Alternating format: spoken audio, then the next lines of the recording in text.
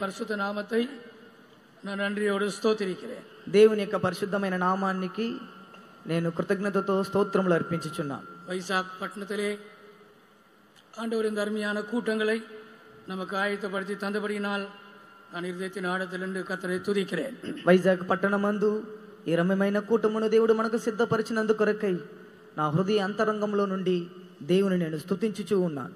ஆமோஸின் புத்தகத்திற்கு நம்முடைய கவனத்தை நாம் திருப்புவோமாக. మన ధ్యానార్థంగా ఆమోస్ పుస్తకమునకు మన శ్రద్ధను మనం తిప్పుదాం. 8వ అధ్యాయం ఆమోస్ పుస్తకం 8వ అధ్యాయం 8వ అధ్యాయం 11, 12 వచనங்களை వాసికలాం. 11, 12 వాక్యాన్ని మనం చదువుకొనిదాం. రాబో దినములందు దేశములో నేను క్షామము పుట్టింతును, అది అన్నపానము లేకపోవట చేత కలుగు క్షామం కాక యెహోవా మాటను వినకపోవట వలన కలుగు క్షామంగా ఉండును. ఇది యెహోవా వాక్కు. కాబట్టి జనులు యెహోవా మాట వెదుకుటకై ఈ సముద్రం నుండి ఆ సముద్రం వరకును, ఉత్తర దిక్కు నుండి తూర్పు దిక్కు వరకును సంచరించుదురు గాని అది వారికి దొరకదు. ஆண்டவருடைய நாமத்திற்கு மகிமை உண்டாகட்டும். దేవుని యొక్క నామానికి మహిమ కలుగును గాక. ஆமோஸ் தீர்க்கதரிசி கிறிஸ்துவுக்கு 700 ஆண்டுகளுக்கு முன்பாக வாழ்ந்த ஒரு தீர்க்கதரிசி. ఆమోసు ప్రవక్త క్రీస్తుకు ముందు 700 సంవత్సరములకు ముందు జీవించిన ఒక ప్రవక్త.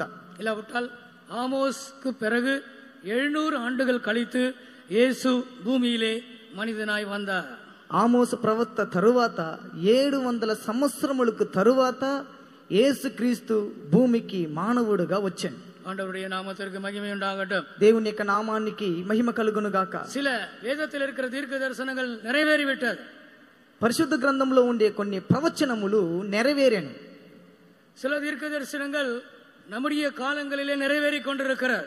కొన్ని ప్రవచనములు మన కాలమునందు అది నెరవేర్చబడుచు ఉన్నది. இன்னும் சில தீர்க்க தரிசனங்கள் நிறைவேறவில்லை. ఇంకా కొన్ని ప్రవచనములు నెరవేరలేదు. சொன்ன தீர்க்கதரிசிகள் மரித்து விட்டார்கள். ప్రవచనం చెప్పిన ప్రవక్తలు మరణించిరి. மண்ணோடு மண்ணாய் அவர்கள் போய்விட்டார்கள். మట్టికి మట్టి అయిపోయిరి. ஆனால் அவர்கள் சொன்ன தீர்க்க தரிசனங்கள் அந்த காலத்திற்காக காத்து கொண்டிருக்கிறது. అయితే వారు చెప్పిన ప్రవచనములు ఆ కాలము కొరకు అది కనిపెట్టుకొని ఉన్నవి. இங்கே ஆமோஸ் தீர்க்கதரிசி சொன்ன தீர்க்க தரிசனம் அது உபத்திரவ காலத்தை குறித்து சொல்லப்பட்ட தீர்க்க தரிசனம். ఇక్కడ ఆమోసు ప్రవక్త చెప్పిన ప్రవచనము శ్రమల కాలంలో నెరవేరబోయే ప్రవచనము. சபை எடுத்துக்கொள்ளப்பட்ட பின்பு సంఘము కొనిపోబడిన తరువాత 7 ஆண்டுகள் இந்த உலகத்திலே அந்தி கிறிஸ்து ஆளுகை செய்ய போகிறார்.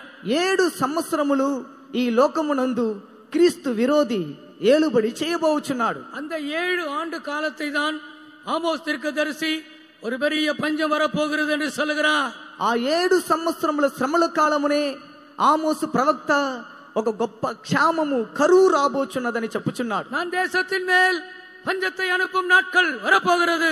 దేశములో నేను క్షామమును పుట్టించు దినములు రాబోచున్నది. அது ஆகார குறைவினால் உண்டாகிற பஞ்சம் அல்ல. అది అన్నములు లేకపోవుట కలుగు క్షామము కాదు. ஜலக்குறைவினால் உண்டாகிற தாகம் அல்ல.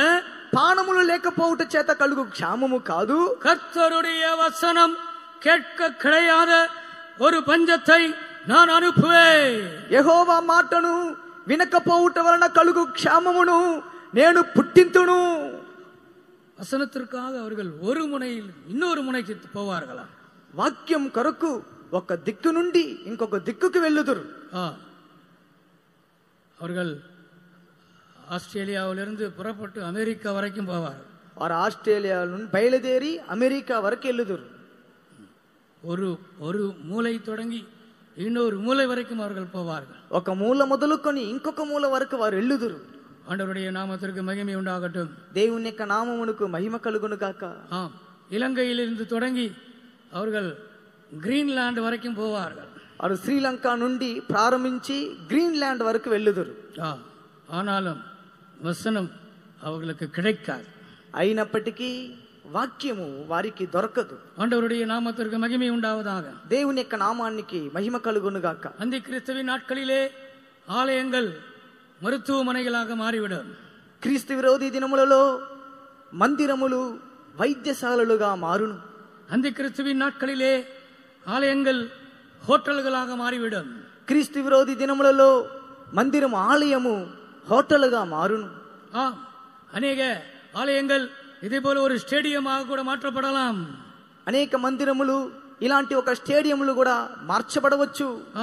ఆరాధన இல்லை, ఆరాధనలు లేవు, జపం இல்லை, ప్రార్థన లేదు, పరిశుద్ధవాன்கள் இல்லை, పరిశుద్ధులు లేరు, పరిశుద్ధவான்கள் எடுத்துக்கொள்ளப்பட்டார்கள், పరిశుద్ధులు కొనిపోబడిరి, ஜெபிக்கிறவர்கள் எடுத்துக்கொள்ளப்பட்டார்கள், ప్రార్థన చేయువారు కొనిపోబడిరి. ஒரு பஞ்ச காலம் வரப்போகிறது, ఒక క్షామ కాలము రాబోచున్నది. ஆண்டவருடைய பரிசுத்த நாமத்திற்கு மகிமை உண்டாவதாக. దేవుని యొక్క పరిశుద్ధమైన నామానికి మహిమ కలుగును గాక. அந்த பஞ்ச காலத்திலே ஒரு தேவனுடைய பிள்ளையும் சிக்கிக்கொள்ளக்கூடாது. ఆ క్షామ కాలం నందు ఏ దేవుని బిడ్డ కూడా చిక్కుకోకూడదు. தேவன் நம்மை எச்சரிக்கிறார். దేవుడు మన హెచ్చరించుచున్నాడు. நாம் எவ்வளவு கவனமா இருக்க வேண்டும் தெரியுமா? మనం ఎంత జాగ్రత్తగా ఉండాలో తెలుసా? ஆனால் தேவனுடைய ஜனங்கள் அசதியா இருக்கிறார்கள். అయితే దేవుని జనులు అజాగ్రత్తగా ఉంటున్నారు. அவர்கள் தூங்கிக் கொண்டிருக்கிறார்கள், వారు నిద్రపోవచ్చున్నారు. இன்னும் காலம் இருக்கிறது என்று சொல்லுகிறார்கள். ఇక కాలం ఉంది అని వారు చెప్పుకుంటున్నారు. அவர்கள் தாமதித்துக் கொண்டிருக்கிறார்கள். వారు అలాగూ వాళ్ళు ఆలస్యం చేయుచు ఉన్నారు. எல்லாரையும் போல அவர்கள் ஜீவித்துக் கொண்டிருக்கிறார்கள். అందరి వలె వారు జీవించుచు ఉన్నారు. கர்த்தருடைய நாமத்திற்கு மகிமை உண்டாகட்டும். దేవుని యొక్క నామానికి మహిమ కలుగును గాక. வருகிறவர் இன்னும் கொஞ்சம் காலத்திலே வருவார். వచ్చివాడు ఇక కొంచెం కాలంలోనే వచ్చును. தாமதம் பண்ணார், ఆయన ఆలస్యం చెయ్యడు. இயேசுவின் வருகை சீக்கிரமா இருக்கிறது. యేసయ్య రాకడ సమీపంగా ఉంటున్నది. சென்னையில ஒரு கார்ல வேகமாய் போய் கொண்டிருந்தோம். చెన్నైలో ఒక కారులో మేము వేగంగా వెళ్ళుచూ ఉంటిమి. அந்த கிண்டி என்ற ஒரு இடம் இருக்கிறது. గిండి అనే ఒక స్థలం ఉంది. அதிலே ஒரு ஓவர் பிரிட்ஜ் இருக்கிறது. దాంట్లో ఒక ఓవర్ బ్రిడ్జ్ ఉంది. அந்த பிரிட்ஜில் எங்கள் கார் வேகமாய் போய் கொண்டிருந்தது. ఆ బ్రిడ్జి మీద మా కారు చాలా వేగంగా వెళ్ళుచూ ఉండేను. எங்களுடைய காரின் பின்னாலே ஜீசஸ் இஸ் கமிங் சூன் என்று எழுதியிருந்தது. మా కారు యొక్క వెనకాల యేసు ప్రభు త్వరగా వచ్చెను, జీసస్ కమింగ్ సూన్ అని వ్రాయబడి ఉన్నది. இன்னொரு கார் வேகமாக எங்களை ஓவர்டேக் பண்ணி வந்தான். ఇంకొక కారు వేగంగా మా కారును ఓవర్టేక్ చేసి వచ్చారు. சார் ஏசு எங்க சார் வராருன்னு கேட்டான். సార్ యేసయ్య ఎక్కడ వస్తున్నాడని అడిగాడు. அவனுக்கு அது கேலி, అది అతనికి అపహాసం, அவனுக்கு அது பரியாசம், అది అతనికి పరిహాసముగా ఉంది. இயேசுவின் வருகையை பற்றி பேசும்போது சிலரை நம்புகிறதில்லை. యేసయ్య రాకడ గురించి మాట్లాడేటప్పుడు కొంతమంది దాన్ని నమ్ముటలేదు. அந்த காரிலே வந்தவர்கள் மட்டுமல்ல, ఆ కారులో వచ్చిన వారు మాత్రము కాదు, சில ஊழியர்கள் கூட நம்புகிறதில்லை, కొంతమంది సేవకులు కూడా దాన్ని నమ్ముటలేదు, சில விசுவாசிகள் கூட நம்புகிறதில்லை, కొంతమంది విశ్వాసులు దాన్ని నమ్ముటలేదు. இயேசு வருகிறார் வருகிறார் என்று சொல்லுகிறீர்கள், యేసయ్య వచ్చుచున్నారని చెప్పుచున్నారు. எங்கே வருகிறார், எப்பொழுது வருகிறார் என்று கேட்கிறார்கள். ఎక్కడ వచ్చుచున్నారు, ఎప్పుడు వచ్చుచున్నారని అడుగుచున్నాడు. இதோ சீக்கிரமாய் வருகிறேன் என்பது அவர் நமக்கு தந்திருக்கிற கடைசி வாக்குத்தத்தம். ఇదిగో నేను త్వరగా వచ్చుచున్నాను అని చెప్పేదే ఆయన మనకిచ్చిన చివరి వాగ్దానం. బైబిల్లో இருக்கிற கடைசி வாக்குத்தத்தம் அதுதான். బైబిల్లో ఉండే చివరి వాగ్దానం అదే. இதோ நான் சீக்கிரமாய் வருகிறேன், ఇదిగో నేను త్వరగా వచ్చుచున్నాను. அந்த வாக்குத்தத்தம் சீக்கிரமாய் நிறைவேறும். ఆ వాగ్దానము త్వరలో నెరవేరును. கர்த்தருடைய நாமத்திற்கு மகிமை உண்டாவதாக. దేవుని యొక్క నామానికి మహిమ కలుగును గాక. பைபிள்ல இருக்கிற ஒரு 5 பஞ்சங்களை குறித்து உங்களோட நான் பேசும்படியாக நான் இந்த கூட்டங்களுக்கு வந்திருக்கிறேன். బైబిల్లో ఉన్న ఒక 5 కరువులను గురించి, క్షామములను గురించి మాట్లాడేదానికి ఈ కూటమునికి వచ్చి ఉన్నా. முதலாவதாக நேற்று கேள்விப்பட்டோம், ஆபிரகாமின் நாட்களிலே வந்த பஞ்சம். మొదటగా మనం నిన్నటి దినమున విని ఇంటిమి అబ్రహాము దినములో కలిగిన కరువు. ஆபிரகாமின் சந்ததியை அழிக்கும்படியாக வந்த அது பஞ்சமாக இருந்தது. అబ్రహాము యొక్క సంతతిని నశింపజేయు నిమిత్తము వచ్చిన కరువై ఉన్నది. அது అడిమైతనத்திற்கு கொண்டு போகிற பஞ்சமாக இருந்தது. అది బానిసత్వమునకు తీసుకొని వెళ్ళే కరువుగా ఉన్నది. ஆபிரகாம் அந்த பஞ்சத்திலே அவன் அடிமை பெண்ணாகி ஆகாரை வீட்டுக்குள்ளே கொண்டு வந்தான். అబ్రహాము ఆ కరువునందు బానిసైన దాసురాలైన హాగరుని ఇంటికి తీసుకుని వచ్చాడు. எகிப்து தேசத்தை சேர்ந்தவள், ఆమె ఐగుప్తియురాలు. அவள் வீட்டுக்குள்ளே வந்தாள், ఆమె ఇంటికి వచ్చాను. பிரியமானவர்களே, பஞ்ச நேரத்திலே நம்மை அடிமைப்படுத்துகிற எந்த வல்லமையும் நம் வீட்டுக்குள்ளே வரக்கூடாது. కరువు దినములలో మనని బానిసగా మార్చే ఏ శక్తి కూడా ఇంటిలోనికి రాకూడదు. இந்த ஆவிக்குரிய வாழ்க்கையிலே என்னை அடிமைப்படுத்துகிற எந்த வல்லமைகளும் உள்ளே வர நான் இடம் கொடுக்க கூடாது. నా ఆత్మీయ జీవితంలో నన్ను బానిసగా మార్చే ఏ శక్తికి కూడా నేను చోటు ఇవ్వకూడదు. ஆண்டவருடைய நாமத்திற்கு மகிமை உண்டாகட்டும். దేవుని యొక్క నామానికి మహిమ కలుగును గాక. இந்த பஞ்சம் என்று சொல்லும்போது ఈ కరువు అని చెప్పేటప్పుడు பல காரணங்கள் அதற்கு நாம் சொல்லலாம். పలు కారణములను దానికి మనం చెప్పవచ్చు. எசேக்கியேலின் புத்தகத்திலே நாம் படிக்கும் பொழுது, ఎహెజ్కేలు పుస్తకమందు మనం చదివేటప్పుడు, எசேக்கியேல் தீர்க்கதரிசியின் புஸ்தகம் ఎహెజ్కేలు ప్రవచన గ్రంథము 14వ அதிகாரம் 14వ అధ్యాయం 21వ వచనத்தை వాసింగల్. 21వ వాక్యాన్ని చదువుకునిదము. ప్రభువుకు యెహోవా ఈ మాట సెలవిచ్చుచున్నాడు, మనుషులను పశువులను నిర్మూలం చేయవలనని నేను ఖడ్గము చేతను, క్షామము చేతను, దుష్ట మృగముల చేతను, తెగులు చేతను ఈ 4 విధముల యెరూషలేము మీద తీర్పు తీర్చిన ఎడల అట్టి వారుండినను వారు దాన్ని రక్షింపలేరు. ஆண்டவருடைய நாமத்திற்கு மகிமை உண்டாகட்டும். దేవుని యొక్క నామానికి మహిమ కలుగును గాక. ஆண்டவர் எருசலேம் நகரத்தை பார்த்து விதமாய் சொல்கிறார். దేవుడు యెరూషలేము నగరమును గురించి చూచి ఈ విధంగా చెప్పుచున్నాడు. మనుషரை మిరుగంగల్ అழிయుம்படியாக, మనుషులను పశువులను నిర్మూలము చేయవలనని, எருசலேமை அழிக்கும்படியாக, యెరూషలేమును నిర్మూలము చేయు నిమిత్తం அவர் முதலாவது என்ன அனுப்புவாராம்? ఆయన మొదటగా దేనిని పంపించుదురు? பட்டயத்தை அனுப்புவே. ఖడ్గమును పంపుదును. இரண்டாவது பஞ்சத்தை அனுப்புவே. రెండోది క్షామమును పంపుదును. மூன்றாவது துஷ்ட மிருகங்களை அனுப்புவே. మూడవది దుష్ట మృగములను పంపుదును. நான்காவது கொள்ளை நோய் அனுப்புவே. నాలుగవది తెగులును పంపుదును. பஞ்சம் வருவதற்கு பல காரணங்கள் உண்டு. క్షామము వచ్చేదానికి పలు కారణములు కలవు. இங்கே ஆண்டவர் சொல்லுகிற காரணம், பஞ்சம் வருவதற்கு முதலாவது நான் என்ன அனுப்புவேன்? పట్టయத்தை అనుపువే. దేవుడు క్షామం వచ్చేదానికి ఇక్కడ దేవుడు చెప్పే కొన్ని కారణములు, మొదటగా నేను ఖడ్గమును పంపుదును. డైరెక్టా పంజం వరాదు, నేరుగా అది కరువు రాదు. పంజం వర వేண்டுమాனால், కరువు రావాలనంటే, ஒரு தேசத்திலே பஞ்சம் வர வேண்டுமானால், ఒక దేశమునందు కరువు రావాలనంటే அதற்கு முன்பதாக, దానికి ముందుగా పట్టయం వర வேண்டும், ఖడ్గం రావాలను. ఖడ్గం అంటే ఏంటి చెప్పండి, మీకేమి అర్థమవుతుంది? యుద్ధం. కరెక్ట్గా చెప్పారు. అక్కడ ఖడ్గం అంటే ఖడ్గం కాదు, పెద్ద యుద్ధం వస్తుంది. యుద్ధం వస్తే వెనకాల ఏం వస్తుంది? కరువు వస్తుంది. ஆண்டவருடைய நாமத்திற்கு மகிமை உண்டாகட்டும். దేవుని యొక్క నామానికి మహిమ కలుగును గాక. பாகிஸ்தான் இந்தியா யுத்தம் நேற்றிலிருந்து தீவிரமாய் நடந்து கொண்டிருக்கிறது. పాకిస్తాన్ ఇండియా యుద్ధం నిన్నటి దినం నుండి తీవ్రంగా జరుగుతూ ఉన్నది. நான் காஷ்மீரில் இருக்கிற சென்ட்ரல் பாஸ்டரோட பேசினேன். నేను కాశ్మీర్లో ఉన్న సెంటర్ పాస్టర్తో నేను మాట్లాడితేను. కాశ్మీర్లో நமக்கு ஒரு சென்ட்ரல் பாஸ்டர் இருக்கிறார். కాశ్మీర్లో మనకు ఒక సెంటర్ పాస్టర్ గారు ఉన్నారు, రాజన్ బాబు. రాజన్ బాబు గారు. సెంట్రల్ పాస్టర్ పేరు రాజన్ బాబు. సెంటర్ పాస్టర్ గారి పేరు రాజన్ బాబు గారు. பாஸ்டர் எப்படி இருக்கிறீர்கள் என்று கேட்டேன். పాస్టర్ గారు ఎలా ఉన్నారని అడిగితే, 7 மணிக்கெல்லாம் బాంబు போடுகிறாங்க. 7 గంటలకంతా వాళ్ళు బాంబు వేయించున్నారు. రాత్రి முழுவதும் బాంబు போடுகிறார்கள். రాత్రంతా వాళ్ళు బాంబు వేయించున్నారు. கைத்தோம் பக்கத்திலே அந்த அந்த பாம்புடைய துண்டுகள் வந்து விழுகிறது. ఫెయితం పక్కనే ఆ బాంబు యొక్క ముక్కలు వచ్చి పడుచున్నవి. சில விசுவாசிகள் ஃபெய்த்தோம் சென்டர் ஃபெய்த்தோம் வந்திருக்கிறார்கள். కొంతమంది విశ్వాసులు సెంటర్ ఫెయితంకి వచ్చి ఉన్నారు. வீடுக்குள்ளே இருக்க பயமா இருக்கிறது. ఇంట్లో ఉండేదానికి భయంగా ఉంది. வெளியிலே வருவதற்கு பயமா இருக்கிறது. బయటికి వచ్చేదానికి భయంగా ఉంది. பிரியமானவர்களே, பஞ்சாபிலும் அப்படிதான் இருக்கிறது. ప్రియమైన వారల పంజాబ్లో కూడా ఆ విధంగానే ఉంటున్నది. அங்கே இருக்கிற நம்முடைய விசுவாச வீடுகள் எல்லாம் அந்த பாகிஸ்தான் பார்டர்ல இருக்கிறது. అక్కడ ఉన్న మన విశ్వాస గృహాలన్నీ పాకిస్తాన్ యొక్క సరిహద్దులోనే ఉంటున్నవి. அங்கே நமக்கு ஊழியர்கள் இருக்கிறார். అక్కడ మన సేవకులు ఉన్నారు. அங்கே நமக்கு விசுவாசிகள் இருக்கிறார். అక్కడ మనకు విశ్వాసులు ఉన్నారు. இங்கே யுத்தம் தொடங்கி இருக்கிறது. అక్కడ యుద్ధము ప్రారంభమాయేను. பிரியமானவர்களே, யுத்தம் என்று ஒன்று வருமானால் அதற்கு அடுத்தது என்ன வரும்?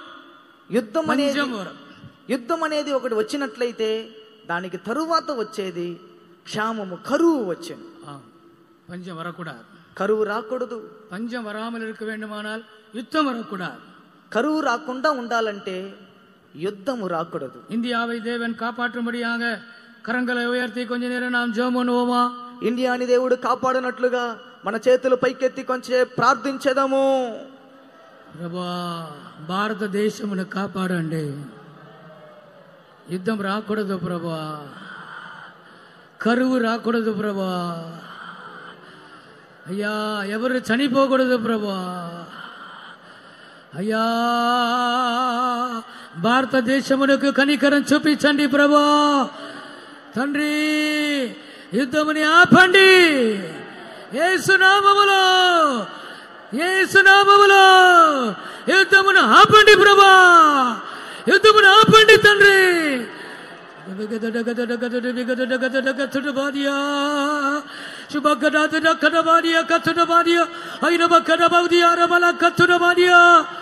హల్లెలూయా, ఆమేన్. హల్లెలూయా, ஹல்லேலூயா, ஆமென். நம்முடைய தேவன் ஜெபங்களை கேட்கிற தேவனாக இருக்கிறார். మన దేవుడు ప్రార్థనను ఆలకించు దేవుడై ఉన్నాడు. நாம் வேண்டிக் கொள்ள நினைக்கிறதுக்கு அதிகமாய் அவர் செய்கிறார். మన అడుగు వాటి కంటేను ఊహించి వాటి కంటేను అత్యధికముగా చేయువాడై ఉన్నాడు. தேசத்திலே சமாதானத்தை கத்த தரும்படியாய் కరంగల ఉయర్తి స్తోత్రం பண்ணுங்கள். దేశములో సమాధానమును దేవుడు అనుగ్రహించేలాగా చేతులు పైకెత్తి స్తోత్రించెదము. Praise the lord, praise the lord, praise the Lord. Hallelujah, hallelujah. Thank you Jesus, thank you Jesus, thank you Jesus, thank you Jesus, thank you. ஆண்டவரே, உமக்கு நன்றி சொல்லுகிறோம், உமக்கு நன்றி சொல்லுகிறோம், உம்மை ஸ்தோத்திரிக்கிறோம், உம்மை துதிக்கிறோம். ஆமென், ஸ்தோத்திரம். ஹல்லேலூயா, ஹல்லேலூயா, ஆமென். பஞ்சத்தை மாற்றுகிற தேவன், క్షామమును మార్చు దేవుడు. ஒரு தேசத்துக்கு பஞ்சம் வர அவர் விரும்புகிறது. ఒక దేశమునందు క్షామం వచ్చుట ఆయనకి ఇష్టము లేదు. ஒரு குடும்பத்திற்கு பஞ்சம் வர விரும்புகிறது. ఒక కుటుంబానికి క్షామము రావడం ఆయన ఇష్టము లేదు. సభையிலே பஞ்சம் வருவதற்கு அவர் விரும்புகிறதில்லை. సంఘమునందు కరువు వచ్చుట ఆయనకి ఇష్టము లేదు. ఆవికుரிய வாழ்க்கையிலே பஞ்சம் வருவதற்கு அவர் விரும்புகிறதில்லை. ఆత్మీయ జీవితంలో కరువు వచ్చుట ఆయనకి ఇష్టము లేదు. ஒருவரும் பிசாசுக்கு அடிமையாக அவர் விரும்புகிறதில்லை. ఏ ఒక్కరు కూడా అపవాదికి బానిసలగుట ఆయనకి ఇష్టము లేదు. పాపத்துக்கு ஒருவரும் அடிமையாக இயேசு விரும்புகிறதில்லை. పాపమునకు ఎవరు కూడా దాసులుగా ఉండుట ఆయనకి ఇష్టము లేదు. நீ வியாதிக்கு அடிமையா இருக்க இயேசு விரும்பவில்லை. నీవు వ్యాధికి దాసులుగా ఉండుట యేసుకి ఇష్టము లేదు. நீ கடன் பிரச்சனையிலே அடிமையா இருக்க இயேசு விரும்பவில்லை. నువ్వు అప్పుల సమస్యలకి బానిసగా ఉండుట యేసయ్యకు ఇష్టము లేదు. உன்னை அடிமைப்படுத்துகிற எந்த வல்லமையிலிருந்தும் இயேசு உன்னை விடுதலையாக்க முடியும். నిన్ను బానిసగా మార్చే ఎలాంటి శక్తిలో నుండి యేసయ్య నిన్ను విడిపించగలడు. எத்தனை பேர் விசுவாசிக்கிறீர்கள்? ఎంతమంది విశ్వసించగలరు? విశ్వాసికులు రెండు కరంగల హల్లెలూయా சொல்லுவோமா? విశ్వసించేవారు రెండు చేతుల పైకెత్తి హల్లెలూయా చెప్పండి. హల్లెలూయా, హల్లెలూయా. ஒரு பாஸ்டர் మార్కెట్కి పోనారు. ఒక పాస్టర్ గారు మార్కెట్కి వెళ్ళాను. ஏதோ வாங்குறதுக்காக போனார். ఏదో కొనడానికి వెళ్ళారు. அங்கே ஒருவன் கூவி கூவி விற்று கொண்டிருக்கிறான். ఒకడు అక్కడ కేకలు వేసి ఆ వస్తువులను చెప్పి అమ్ముచు ఉన్నాడు. ஐயா, நிறைய குருவி இருக்கு ஐயா, வாங்க. అయ్యా, చాలా పక్షులు ఉన్నాయి, రండి. கலர் கலரா இருக்கிற, కలర్గా ఉంది, రంగుల్లో ఉన్నాయి. அது கூண்டுக்குள்ளே இருக்கிறது, అది గూటిలో ఉన్నది. அது சின்ன சின்ன சின்ன குருவிகள் அதில் இருக்கிற, చిన్న చిన్న పిచ్చుకలు పక్షులు ఉన్నాయి. இன்னொரு கூண்டிலே ఇంకొక గూటు ఉన్నది, புறாக்கள் இருக்கிறது, దాంట్లో పావురాలు ఉన్నాయి. இன்னொரு கூண்டிலே ఇంకొక గూటిలో அழகான முயல்கள் இருக்கிறது, అందమైన కుందేళ్లు ఉన్నాయి. ஐயா, ஒரு ஜோடி 200 ரூபாய்ன்னு சொல்றேன். అయ్యగారు, ఒక జత 200 అని చెప్పాను. உங்களுக்கு எத்தனை ஜோடி வேணும்? మీకు ఎన్ని జతలు కావాలి? அவர் சொன்னார். ఆయన చెప్పాడు, உங்ககிட்ட எத்தனை ஜோடி இருக்குன்னு கேட்டார். మీ దగ్గర ఎన్ని జతలు ఉన్నాయని అడిగారు. எவ்வளவு ரேட் ஆகும்? ఎంత రేట్ అని ఖరీదు ఎంత అని అడిగారు. அவன் ஒரு தொகையை சொன்னான். అతడు ఒక మొత్తమును చెప్పాను. ரொம்ப சந்தோஷம் அவனுக்கு, చాలా సంతోషం అతనికి. இன்னைக்கு நமக்கு நல்ல வியாபாரம், ఈ దినం మనకి మంచి వ్యాపారం. அவ்வளவு காசையும் கொடுத்தார்.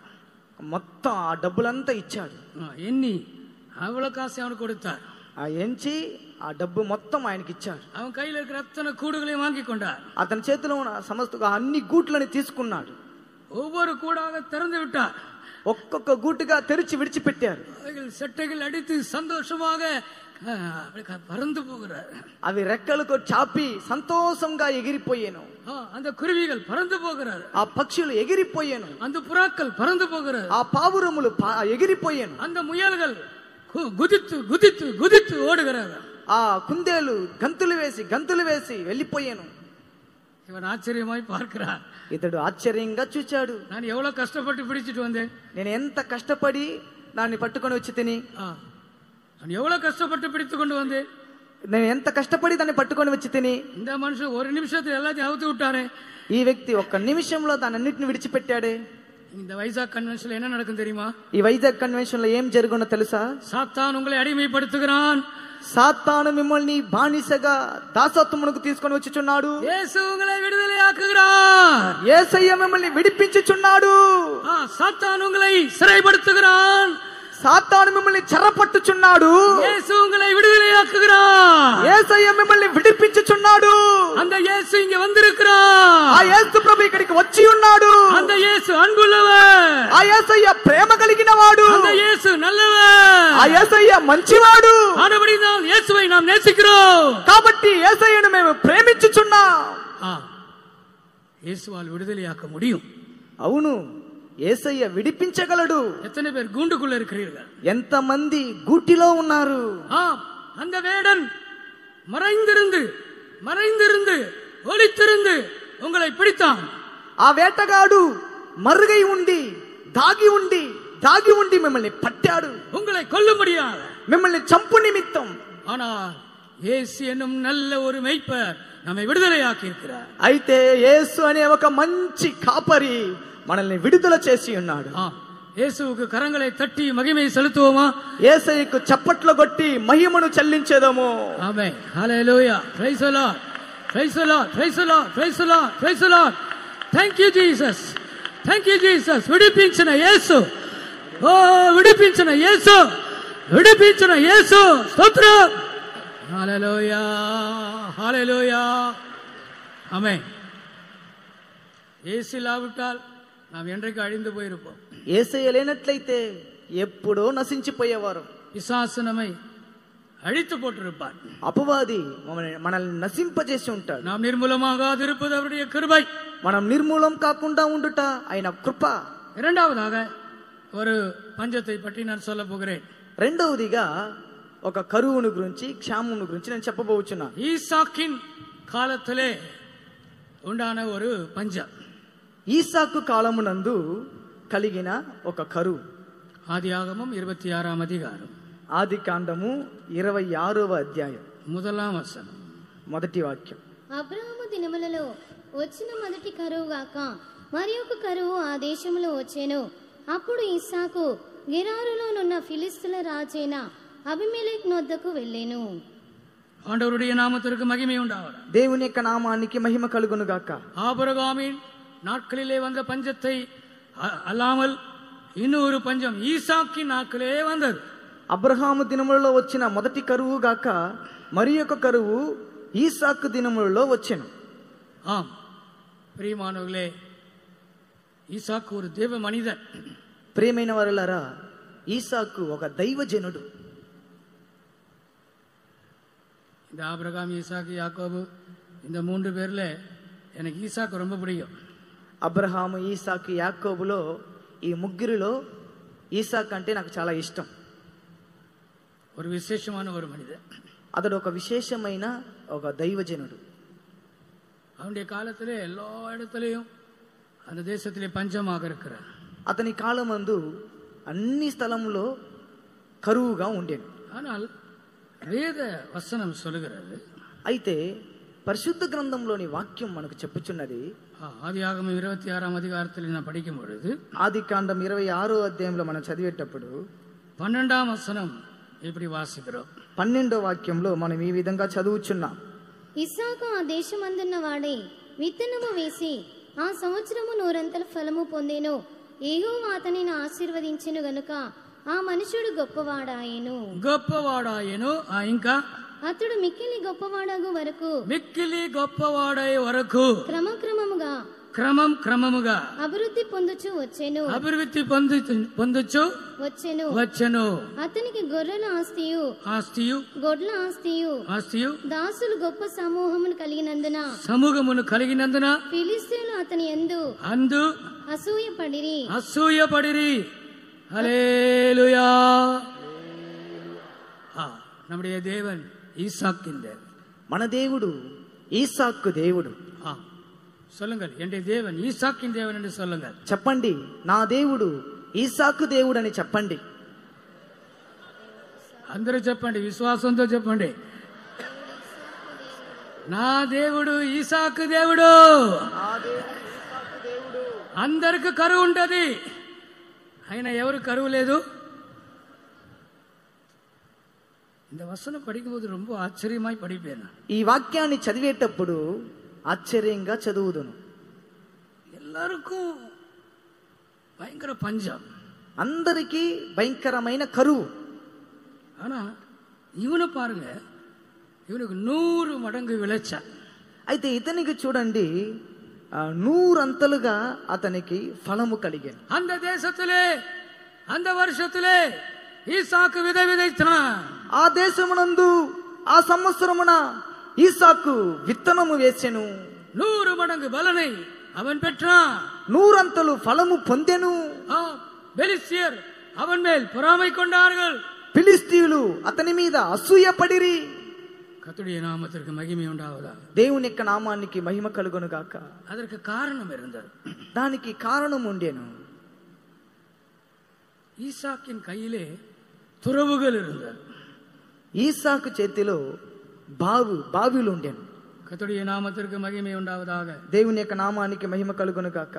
ஈசாக்கு சொந்தமாக துறவை தோண்டினவனாக இருந்தான். ఈసాకు సొంతంగా బావిని త్రవ్వినవాడుగా ఉండెను.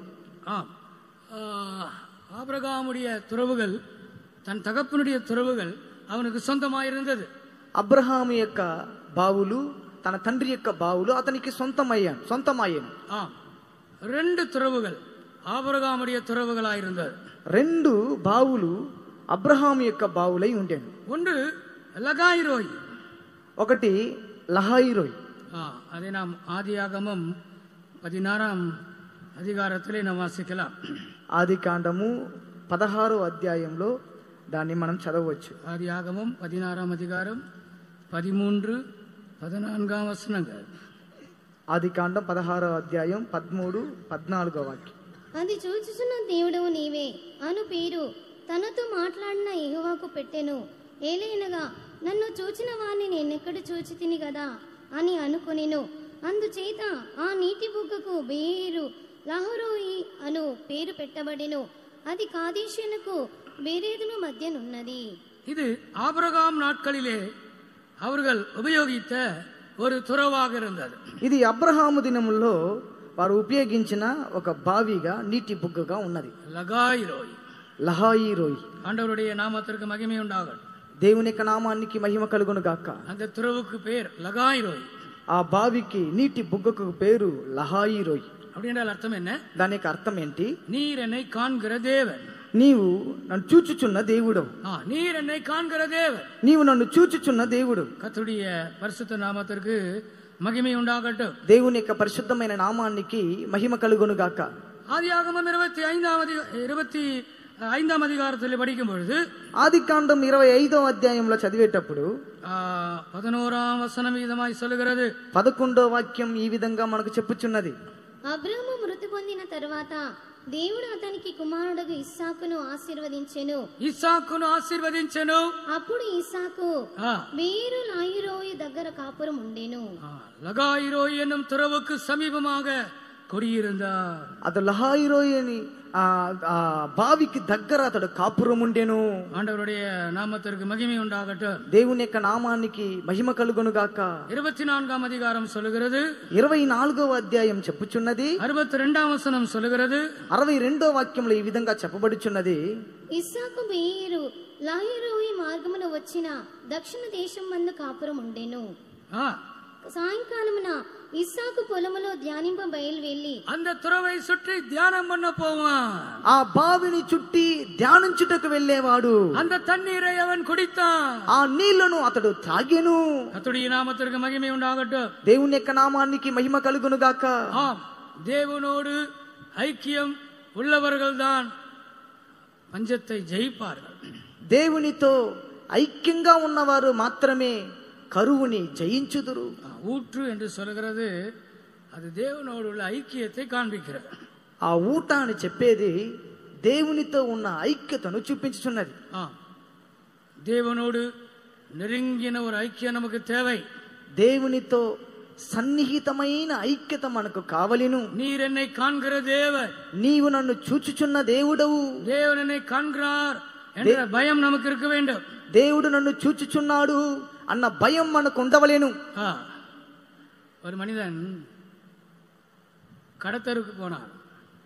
ఒక వ్యక్తి కొట్లో ఉండే వీధికి వెళ్ళాను. ఇది ஒரு జర్మన్ నాటు కథ. ఇది ఒక జర్మన్ దేశానికి చెందిన ఒక కథ. ஒரு நாள் ஒரு ஜெர்மன் நாட்டு கதை ஒரு சின்ன புக் என் கண்ணில் பட்டது. జర్మన్ దేశానికి చెందిన ఒక కథ. ఆ కథ పుస్తకంలో ఒక కథ పుస్తకం నాకు దొరికాను. చిన్న కథ పుస్తకం దొరికాను. అది எல்லாமே ஜெர்மன் தேசத்தை சேர்ந்த கதைகள். అదన్నీ జర్మన్ దేశానికి చెందిన కథలు. அவன்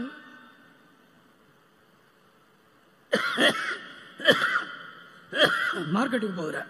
అతడు మార్కెట్కి వెళ్ళాను. ఏదో వాங்கிட்டு వర్றான். ఏదైనా తీసుకుని రావాలని. కైలో நிறைய కాసు இல்லை. అతని చేతిలో ఎక్కువ డబ్బులేమీ లేవు. కొంచెం కాసు இருக்கிற. అయితే కొద్దిగా డబ్బులు ఉన్నాయి.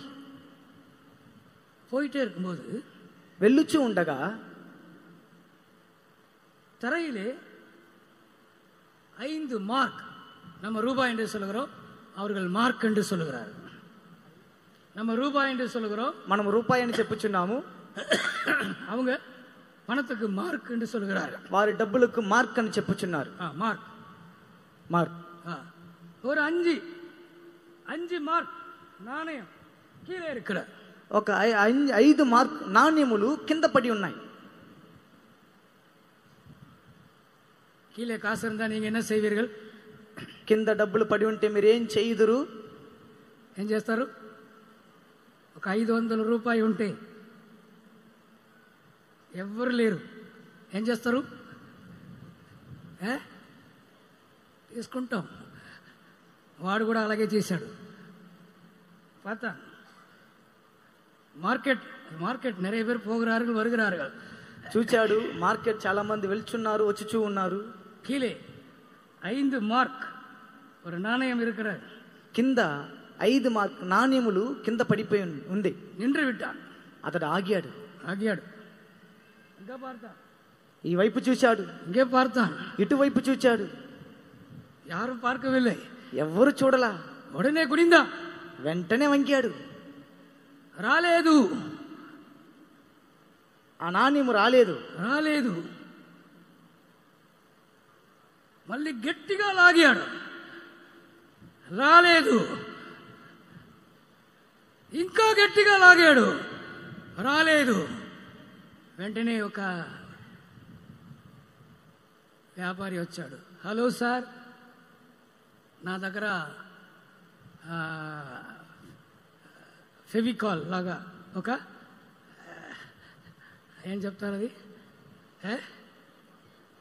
ఒక పేస్ట్ ఉంది, మీరు ఇది తీసుకుంటారా అని అడిగాడు.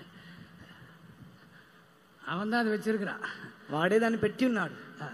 అది எடுப்பாங்க, దాన్ని తీసుకుంటారు. எடுத்தா வராது, దాన్ని తీస్తే రాదు. அவன் పేస్ట్ போட்டு ஒட்டி வச்சிருக்கிறான்.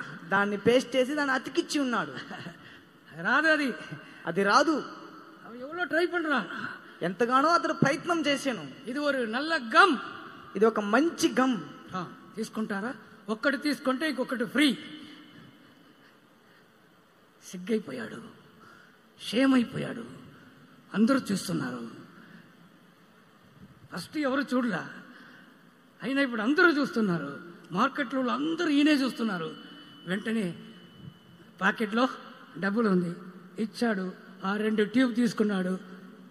మార్కెట్ వెళ్ళకుండా ఇంటికి వెళ్ళిపోయాడు. ఆండవరుడే నామమునకు మహిమ ఉండాలట. దేవుని యొక్క నామానికి మహిమ కలుగును గాక. ఆయన అనుకోలేదు ఆ వ్యాపారి దూరంగా ఉండి ఎవరు దాన్ని తీసుకుంటారని జాగ్రత్తగా. అదే ఆవిడ వ్యాపారం, అదే వ్యాపారం. పక్క ఉంటే ఎవరు తీసుకోరు, దూరంగా ఉంటేనే వస్తారు, తీసుకుంటారు. ఆయన అనుకున్నాడు ఎవరు నన్ను చూడలేదు, వాళ్ళు పని మీద బిజీగా ఉన్నారు అని అనుకున్నారు. కానీ ఒక్కడు దూరంగా ఉండి ఆ 5 మార్క్ కాయిన్ని ఎవరు టచ్ చేస్తారని చూస్తానే ఉన్నాడు. మీకు ఈ కథ అర్థమై ఉంటుంది. నేను కథ చెప్పలేదు. మనం అనుకుంటున్నాం నన్ను ఎవరు చూడలేదు. అమ్మకి తెలియదు, నాన్నకి తెలియదు, పాస్టర్కి తెలియదు, పెద్దకి తెలియదు, ఆ విశ్వాసికి తెలియదు, ఎవరికి తెలియదు నేను చాలా టాలెంట్గాని చేస్తున్నానని.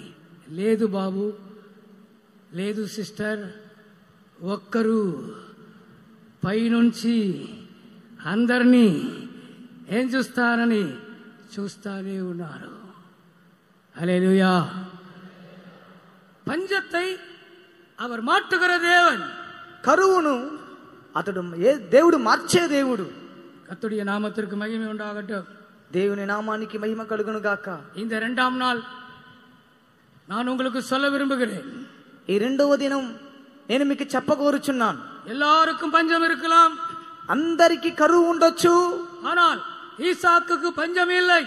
అయితే ఈసాకుకు కరువు లేదు. அந்த வருஷத்திலே 100 மடங்கு அவன் ஆசீర్వదించబడ్డాன். ఆ సంవత్సరమునందు 100 అతడు ఆశీర్వదింపబడిను. அதற்கு காரணம் என்ன?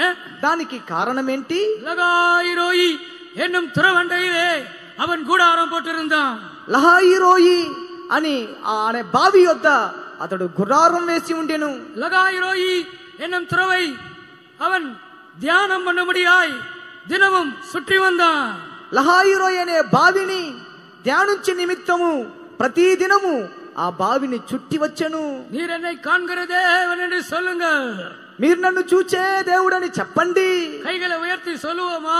చేతులు పైకెత్తి చెప్పుదుము. நீர் என்னை காண்கிற தேவன், మీరు నన్ను చూచే దేవుడు చెప్పండి. భయపడకుండా చెప్పండి. మీరు నన్ను చూసే దేవుడు యేసయ్యా, మీరు నన్ను చూసే దేవుడు. ఓ యేసయ్యా, మీరు నన్ను చూసే దేవుడు.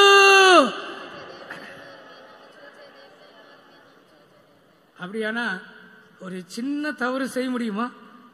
అలాగైనట్లయితే ఒక చిన్న తప్పైనా చేయగలమా? செய்யலாமா? ஒரு சின்ன பொய் சொல்ல முடியுமா? ఒక చిన్న అబద్ధం చెప్పగలమా? கண்டிப்பா முடியாது. ఖచ్చితంగా వీలు కాదు. ஏனென்றால் நீ லகாயிரோய் என்ற துறவிலே குடியிருக்கிறாய். ఎందుకంటే నువ్వు లహాయిరోయి అనే బావి యొద్ద కాపురం ఉన్నావు. லகாயிரோய் என்ற துறவிலே நீ சுற்றி நடந்து கொண்டிருக்கிறாய். లహాయిరోయి అనే బావి యొద్ద నువ్వు చుట్టి నడుచుచూ ఉన్నావు. యేసు உன்னை காண்கிறார். యేసయ్య నిన్ను చూచుచూ ఉన్నాడు. யார் என்னை காணாவிட்டாலும், ఎవ్వరు నన్ను చూడకపోయినప్పటికీ యేసు என்னை காண்கிறார். యేసయ్య నన్ను చూచుచూ ఉన్నాడు. యేసుவின் கண்கள் என்னை காண்கிறது. యేసయ్య నేత్రములు నన్ను చూచుచున్నవి. அவருக்கு மறைவானது ஒன்றுமில்லை. ఆయనకి రహస్యమైనది ఏదీ లేదు. கர்த்தருடைய நாமத்திற்கு மகிமை உண்டாகட்டும். దేవుని యొక్క నామానికి మహిమ కలుగును గాక. அந்த வெளிப்படுத்தல் இருந்தால் நீங்கள் உண்மையாக இருப்பீர்கள். ఆ ప్రకటన మీకు ఉన్నట్లయితే మీరు నమ్మకంగా ఉందురు. நீங்கள் ஒருபோதும் தவறு செய்ய மாட்டீர்கள். మీరు ఎలాంటి స్థితిలో తప్పు చేయనే చేయరు. அப்படியானால் உன் வாழ்க்கையிலே பஞ்சம் அதிகாரம் இல்லை. అలాగున్నట్లయితే కరువుకి నీ జీవితంలో అధికారం లేదు. நீ ஆசீர்வாதமாயிருப்பாய். నీవు ఆశీర్వాదముగా ఉండు. 100 மடங்கா நீ ஆசீர்வதிக்கப்படுவாய். 100 నువ్వు ఆశీర్వదింపబడుదువు. நீ ஐஸ்வர்யவானாய் மாறுவாய். నువ్వు ధనవంతుడుగా మారుదువు. நீ விருத்தி அடைவாய். నువ్వు అభివృద్ధి చెందుదువు. மற்றவர்கள் மேல் பொறாமைப்படுவார்கள். ఇతరులు నీ మీద అసూయ పడుదురు. ஆமா, மற்றவர்கள் உங்களை பார்த்து பொறாமைப்படும் அளவுக்கு இயேசு உங்களை ஆசீர்வதிக்க முடியும். ఇతరులు మిమ్మల్ని చూచి అసూయ పడగలిగినంతకు యేసు మిమ్మల్ని ఆశీర్వదించగలడు. உன் நண்பர்கள், మీ స్నేహితులు, உன்னுடைய உறவினர்கள், మీ బంధువులు உன்னை பார்த்து பொறாமைப்படும் அளவுக்கு இயேசு உன்னை ஆசீர்வதிக்க முடியும். నిన్ను చూసి అసూయ పడే అంత వరకు దేవుడు నిన్ను ఆశీర్వదించగలడు. ஆனால் நீ లగాయిరోయిలే కుడిயிருக்க வேண்டும். అయితే నీవు లహాయిరోయిలో కాపురం ఉండవలేను. நீர் என்னை காண்கிற தேவன், నీవు నన్ను చూచుచున్న దేవుడవు. தேவனுடைய கண்கள் நம்மை கண்டுகொண்டே இருக்கிறது. దేవుని యొక్క నేత్రములు మనల్ని చూచుచునే ఉంటున్నవి. இரவும் பகலும் தேவனுடைய கண்கள் நம்மை நோக்கிக்கொண்டே இருக்கிறது. రాత్రి పగళ్ళు దేవుని యొక్క నేత్రములు మనల్ని గమనించుచునే ఉంటున్నవి. ஒரு நாள் ஒரு பாஸ்டர் பிரசங்கம் பண்ணினார். ఒక దినం ఒక పాస్టర్ గారు ప్రసంగం చేశాను. అననీయ సఫీరా 2 பேரும் கணவன் மனைவி. అననీయ సఫీరా ఇద్దరు భార్య భర్తలు. 2 பேரும் சொத்தை விற்றார்கள். ఇద్దరు ఆస్తిని అమ్మిరి அதை அப்போஸ்தலனாகிய பேதுருவின் பாதத்திலே கொண்டு வந்து வைத்தார்கள். వాటిని అపోస్తలుడైన పేతురు యొక్క పాదముల దగ్గరికి తీసుకొని వచ్చి పెట్టిరి.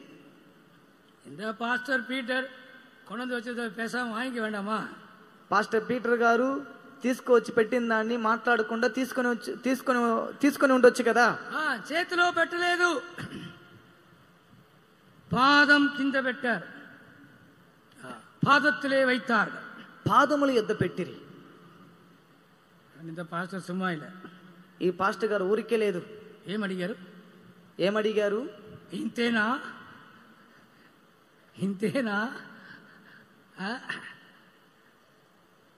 వాళ్ళు ఏం చెప్పారు? పాస్టర్ ఇంతే పాస్టర్, అంతే పాస్టర్, ఇంకా లేదు పాస్టర్ అయిపోయారు. బైబిల్లో படிக்கிறோம், పురుషన్ వందాన్ పురుషన్ మరిத்து విట్టారు. బైబిల్లో చదువుతున్నాం, భర్త వచ్చాడు, భర్త చనిపోయాడు. அதுக்கப்புறம் இது தெரியாமல் மனைவி வருகிறார். దాని తరువాత ఈ విషయం తెలియకుండా భార్య వచ్చింది. మனைవి ఇదే కేள்வி கேட்கிறார். భార్య యొద్ద కూడా ఇదే ప్రశ్న అడిగాను. ఉడనే మనవిயும் பொய் சொல்கிறார்.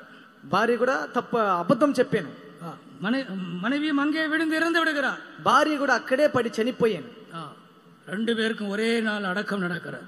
ఇద్దరికి ఒకే రోజున భూస్థాపన జరిగాను. பிரியமானவர்களே, ஏன் பேதுரு அந்த கேள்வி கேட்டார் எனக்கு தெரியாது. ప్రియమైన వారలారా, పేతురు ఎందుకు ఆ ప్రశ్న అడిగారో నాకు తెలియదు. పేతురు పనాశైలో கேட்டிருக்க மாட்டார். పేతురు ధనాపేక్షలో అడిగి ఉండడు. ஆனால் ஆவியானவர்கள் பொய் சொல்லுகிறார்கள் என்ற வெளிப்பாடு அவருக்கு இருந்தபடினால் கேட்டிருந்திருப்பார். వారు అబద్ధం చెప్తున్నారని ఆత్మదేవుడు ప్రకటన ఉన్నందువలన వాళ్ళు అబద్ధం ఆయన అది అడిగి ఉంటాడు. அப்போ அந்த பாஸ்டர் இந்த சம்பவத்தை சொல்லிவிட்டு சொன்னார். ఆ పాస్టర్ గారు ఈ సంభవాన్ని చెప్పి ఈ విధంగా చెప్పాను. நம்ம எத்தனை பொய் சொல்றோம், మనం ఎన్ని అబద్ధాలు చెప్పితేమే. தூங்கி எழுந்ததிலிருந்து రాత్రి పడుకుற వరకు ఎత్తన పొయ్యి சொல்றோம். నిద్ర మేల్కొనేది మొదలుకొని రాత్రి పండుకొని నిద్రపోయే వరకు ఎన్ని అబద్ధం చెప్తూ ఉన్నాం. ஆனால் உயிரோடு இருக்கிறோம். అయితే ప్రాణంతో ఉన్నాం. அதனால தான் தைரியம் இருக்கிறார். అందువలనే ధైర్యం ఉంటున్నది. ஆண்டவர் அங்கே అననీయాவை సఫీరాவை கொன்றது போல நம்மை கொல்லவில்லை. దేవుడు అక్కడ అననీయ సఫీరాని చంపినట్లుగా మనల్ని చంపలేదు. చంపలేదు కదా, అప్పుడు నేను అబద్ధం చెప్పవచ్చా? నాకు కనికరం చూపిస్తున్నాడు కదా, எவ்வளவு பொய் சொல்றேன், నేను ఎంత అబద్ధం చెప్తున్నా, எவ்வளவு கோவப்படுறேன், ఎంత కోప్పడుతున్నా, எவ்வளவு சண்டை போடுறேன், ఎంత గొడవ పడుచున్నా. அவங்களெல்லாம் கொன்னு போட்டாரே, వారినంతా చంపారు కదా, என்னை உயிரோட வைத்திருக்கிறாரே, నన్ను సజీవంగా పెట్టి ఉన్నారే. அப்படியானா நான் எவ்வளவு உண்மையா இருக்க வேண்டும்? అలాగంటే మనం ఎంత నమ్మకంగా ఉండవలేను. நான் பொய் சொல்லக்கூடாது, నేను అబద్ధం చెప్పకూడదు, நான் சண்டை போடக்கூடாது, నేను గొడవ పడకూడదు, நான் ஏமாற்றக்கூடாது, నేను మోసం చేయకూడదు, நான் கோபப்படக்கூடாது, నేను కోప్పడకూడదు, நான் உண்மையா இருக்க வேண்டும். నేను నమ్మకంగా ఉండవలేను. என்னை காண்கிற ஒரு தேவன் இருக்கிறார், నన్ను చూచే ఒక దేవుడు ఉన్నాడు. உண்மையா இருப்பேன் என்று சொல்லுகிறவர் ஹல்லேலூயா சொல்லுங்கள். నమ్మకంగా ఉందునని చెప్పేవారు ఒక హల్లెలూయా చెప్పండి. హల్లెలూయా. యేసయ్య నన్ను చంపలేదు కాబట్టి ఎక్కువగా నేను నమ్మకంగా ఉండాలి. నేను మీరు బతికున్నాం. పరిశుద్ధం కాదు బతికి ఉండే రీజన్. అబద్ధాలు ఉన్నాయి, గొడవలు ఉన్నాయి, కోపం ఉన్నాయి, అయినా దేవుడు ప్రేమ నా మీద ఉంది. అప్పుడు నేను దేవుడిని ప్రేమించాలి కదా. ఎంత దేవునికి నేను నమ్మకంగా ఉండాలి. இந்த 2ஆம் நாள் ஆண்டவர் உண்மையா இருக்க ஈசாக்கை போல உண்மையா இருக்க கிருபை உங்களுக்கு தருவாரா? ఈ రెండవ దినం ఈసాకు వలె నమ్మకంగా ఉండేదానికి దేవుడు మీకు కృపను అనుగ్రహించుదురుగాక. அப்படியானால் நீ அந்த பஞ்சத்தை பார்த்து சிரிப்பாய். అలాగైనట్లయితే ఆ కరువును చూచి నీవు నవ్వుదువు. తెలుగు భాషలో ఎట్లా తర్జుమా చేశారో తెలీదు. తమిళ్లో ఆ కరువును చూసి నవ్వుతావని ఉంది. కరువును చూసి నవ్వుతావు. చదవండి. యోబిన్ పుస్తకం, యోబు గ్రంథము, యోబిన్ పుస్తకం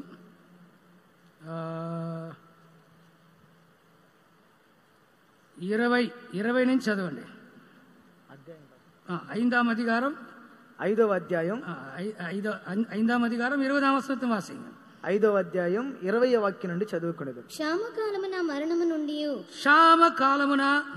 నుండి యుద్ధమున ఖడ్గ బలము నుండి ఆయన నిన్ను తప్పించును.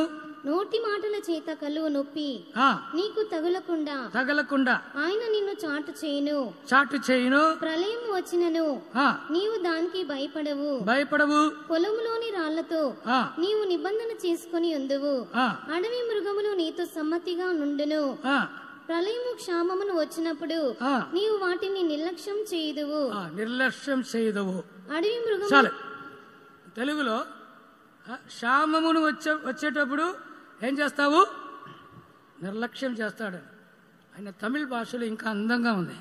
తమిళ భాషలో ఇంకా దాని గురించి రమ్యంగా రాయబడి ఉంది. పంచం వరుంబోదు నీరై పార్తు సిరిపాయ్. క్షామం వచ్చినప్పుడు నీవు వాటిని చూచి నవ్వుదువు. நீ அதை பார்த்து பயப்பட மாட்டாய். నీవు దాన్ని చూచి భయపడవు. కష్టంగల్ வரும்போது, కష్టములు వచ్చేటప్పుడు, ప్రచనగల్ வரும்போது, సమస్యలు వచ్చేటప్పుడు, శోధనగల్ வரும்போது, శోధనలు వచ్చేటప్పుడు, వ్యాధిగల్ வரும்போது, వ్యాధి వచ్చేటప్పుడు, మనుషులకు విరోధమాయి வரும்போது, మనుషులకు విరోధంగా వచ్చేటప్పుడు, నిందలు வரும்போது, నిందలు వచ్చేటప్పుడు, అవమానங்கள் வரும்போது, అవమానములు వచ్చేటప్పుడు நீ பயப்பட மாட்டாய். నీవు భయపడవు. అவைகளை பார்த்து நீ சிரிப்பாய். వాటిని చూచి నీవు నవ్వుదువు. ஏனென்றால் நீ லகாயிரோய் என்னும் துறவண்டையிலே இருக்கிறாய். ఎందుకంటే నీవు లహాయిరోయ్ అనే బావి యొద్ద ఉన్నావు. கர்த்தருடைய நாமத்திற்கு மகிமை உண்டாகட்டும். దేవుని యొక్క నామానికి మహిమ కలుగును గాక. நீர் என்னை காண்கிற தேவன், నీవు నన్ను చూచుచున్న దేవుడవు. அந்த அனுபவம் இருந்தால் உங்கள் வாழ்க்கையிலே பஞ்சத்தினால் நீங்கள் బాధిக்கப்படுவதில்லை.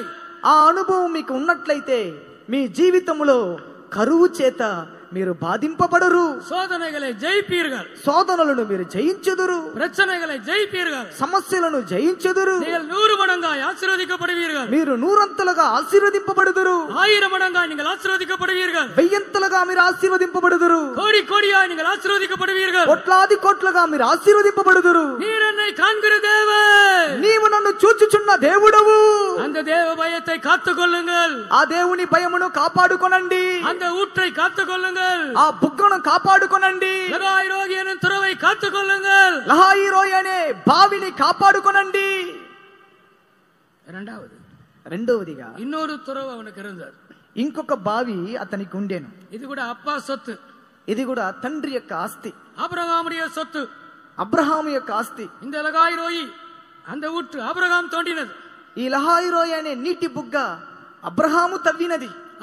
இந்த இரண்டாவது ஆபிரகாம் தோண்டின இன்னொரு நீரூற்றை குறித்து நான் உங்களுக்கு சொல்ல போகிறேன். అబ్రహాము తవ్విన ఇంకొక నీటి బుగ్గను గురించి మీకు నేను చెప్పబోచున్నాను. ఆదియాగమం 26వ అధ్యాయం. ఆదికాండం 26వ అధ్యాయం. ఆదియాగమం 26వ అధ్యాయం. ఆదికాండం 26వ అధ్యాయం 32 33 వచనங்கள். 32 33 వాక్యములు. ఆ దినమందు ఇస్సాకు దాసులు వచ్చి తాము త్రవ్విన బావిని గూర్చి అతనికి తెలియజేసి మాకు నీళ్లు కనబడినవని చెప్పిరి గనుక దానికి షేబా అని పేరు పెట్టెను. కాబట్టి నేటి వరకు ఆ ఊరి పేరు బెయేర్షెబా. బెయేర్షెబా అది ఒక துறவின் பெயராக இருக்கிறது.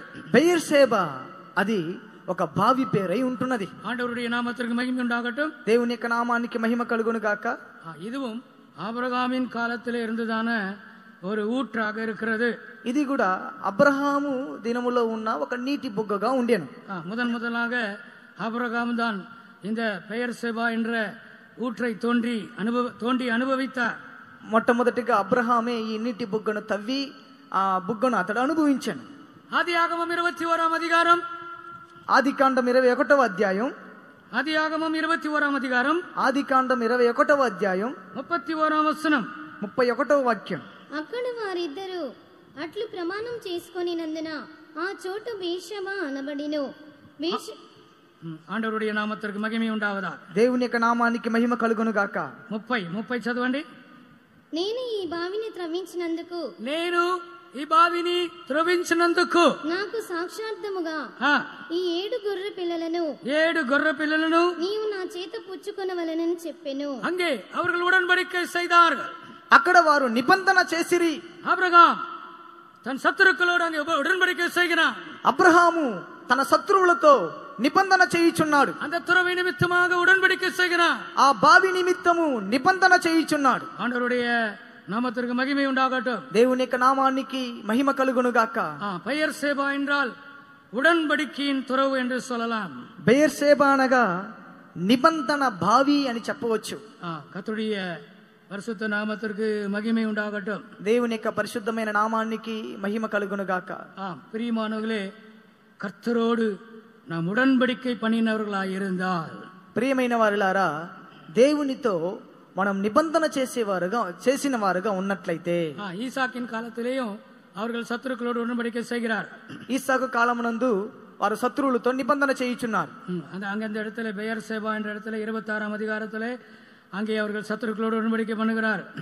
26వ అధ్యాయంలో బెయేర్షెబా అనే పేరు ఉన్న స్థలం నందు శత్రువులతో వాళ్ళు అక్కడ నిబంధన చేయుచున్నారు. கர்த்தருடைய நாமத்திற்கு மகிமை உண்டாகட்டும். దేవుని యొక్క నామానికి మహిమ కలుగును గాక. சேபா என்றால் உடன்படிக்கை என்ற அர்த்தம். షేబా అనగా నిబంధన అని అర్థం.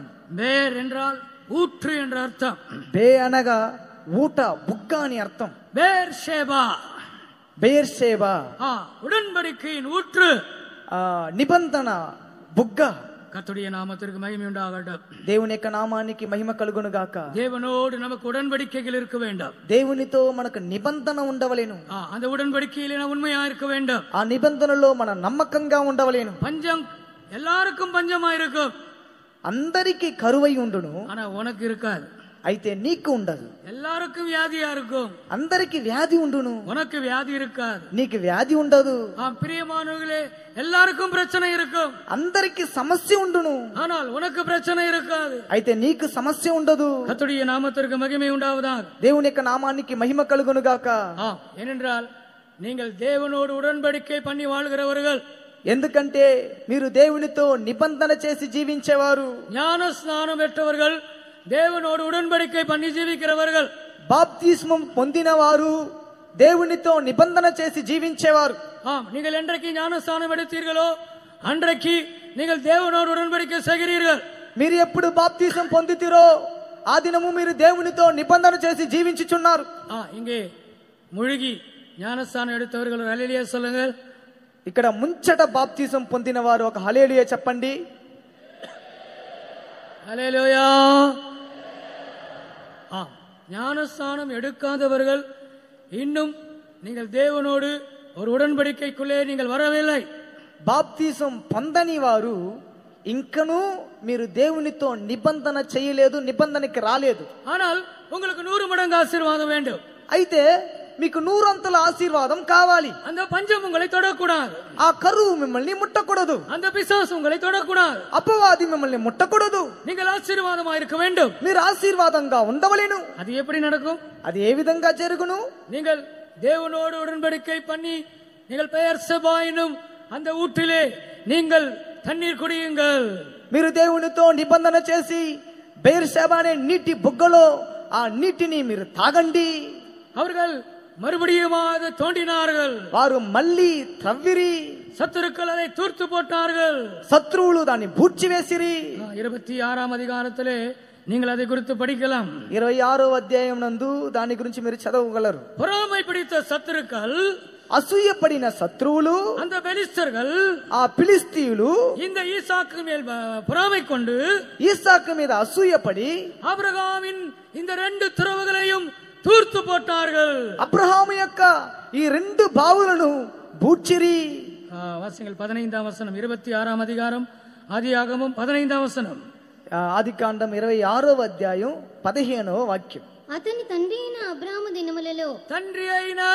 అబ్రాహాము దినములలో అతని తండ్రి దాసులు త్రవ్విన బావులన్నిటిని ఫిలిస్తీయులు మన్ను పోసి పూడ్చివేసిరి. మన్ను పోటు మూడిచారు. మన్ను పోసి దాన్ని పూడ్చివేశారు. நீ ஆசீர்வதிக்கப்பட்டிருப்பது பிசாசுக்கு விருப்பம் இல்லை. నువ్వు ఆశీర్వాదంగా ఉండుట అపవాదికి ఇష్టం లేదు. நீங்கள் ఆశీర్వదిக்கப்பட்டதை பார்க்க సాతానుకు పొరుక முடியாது. మీరు ఆశీర్వదింపబడినది అపవాదికి చూచేదానికి ఓర్చుకోలేకపోతున్నాడు. கர்த்தருடைய நாமத்திற்கு மகிமை உண்டாவதாக. దేవుని యొక్క నామానికి మహిమ కలుగును గాక. பெலிஸ்தர்கள் பொறாமை கொண்டார்கள். ఫిలిస్తీయులు అసూయపడిరి. உன் ஆசீர்வாதத்தை கண்டு உனக்கு விரோதமாய் எழும்புகிற மனிதரை குறித்து நீ பயப்படாதே. నీ ఆశీర్వాదమునకు విరోధంగా లేచే మనుషులను చూచి నువ్వు భయపడవద్దు. కర్తరు உன்னை ஆசீர்வதித்திருக்கிறார். యెహోవా నిన్ను ఆశీర్వదించి ఉన్నాడు. நீ தேவனோடு உடன்படிக்கை பண்ணி இருக்கிறாய். నీవు దేవునితో నిబంధన చేసి ఉన్నావు. சத்துருக்கள் உனக்கு விரோதமாய் எழும்புகிறார்கள். శత్రువులు నీకు విరోధంగా లేచుచున్నారు. நீ பயப்படாதே. నీవు భయపడవద్దు. அந்த சத்துருக்கள் உன்னை மேற்கொள்வதில்லை. శత్రువులు మిమ్మల్ని జయింపలేరు. அந்த பஞ்சம் உன்னை தொடுவதில்லை. ఆ కరువు నిన్ను ముట్టనేరవు. பாஸ்டர், வேலை స్థలத்திலே ரொம்ப பொறாமையா இருக்கிறாங்க பாஸ்டர்.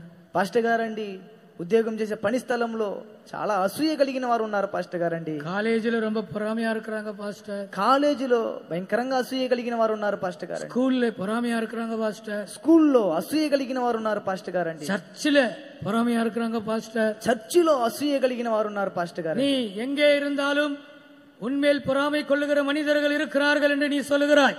నువ్వు ఎక్కడ ఉన్నప్పటికీ నీ మీద అసూయపడే మనుషులు ఉన్నారని నువ్వు చెప్పుకుంటున్నావు. இன்றைக்கு நீ என்ன செய்ய போகிறாய் தெரியுமா? ఇది నువ్వు ఏ చేయబోచున్నావో తెలుసా? దేవునోடு நீ உடன்படிக்கை செய்ய போகிறாய். దేవునితో నువ్వు నిబంధన చేయబోచున్నావు.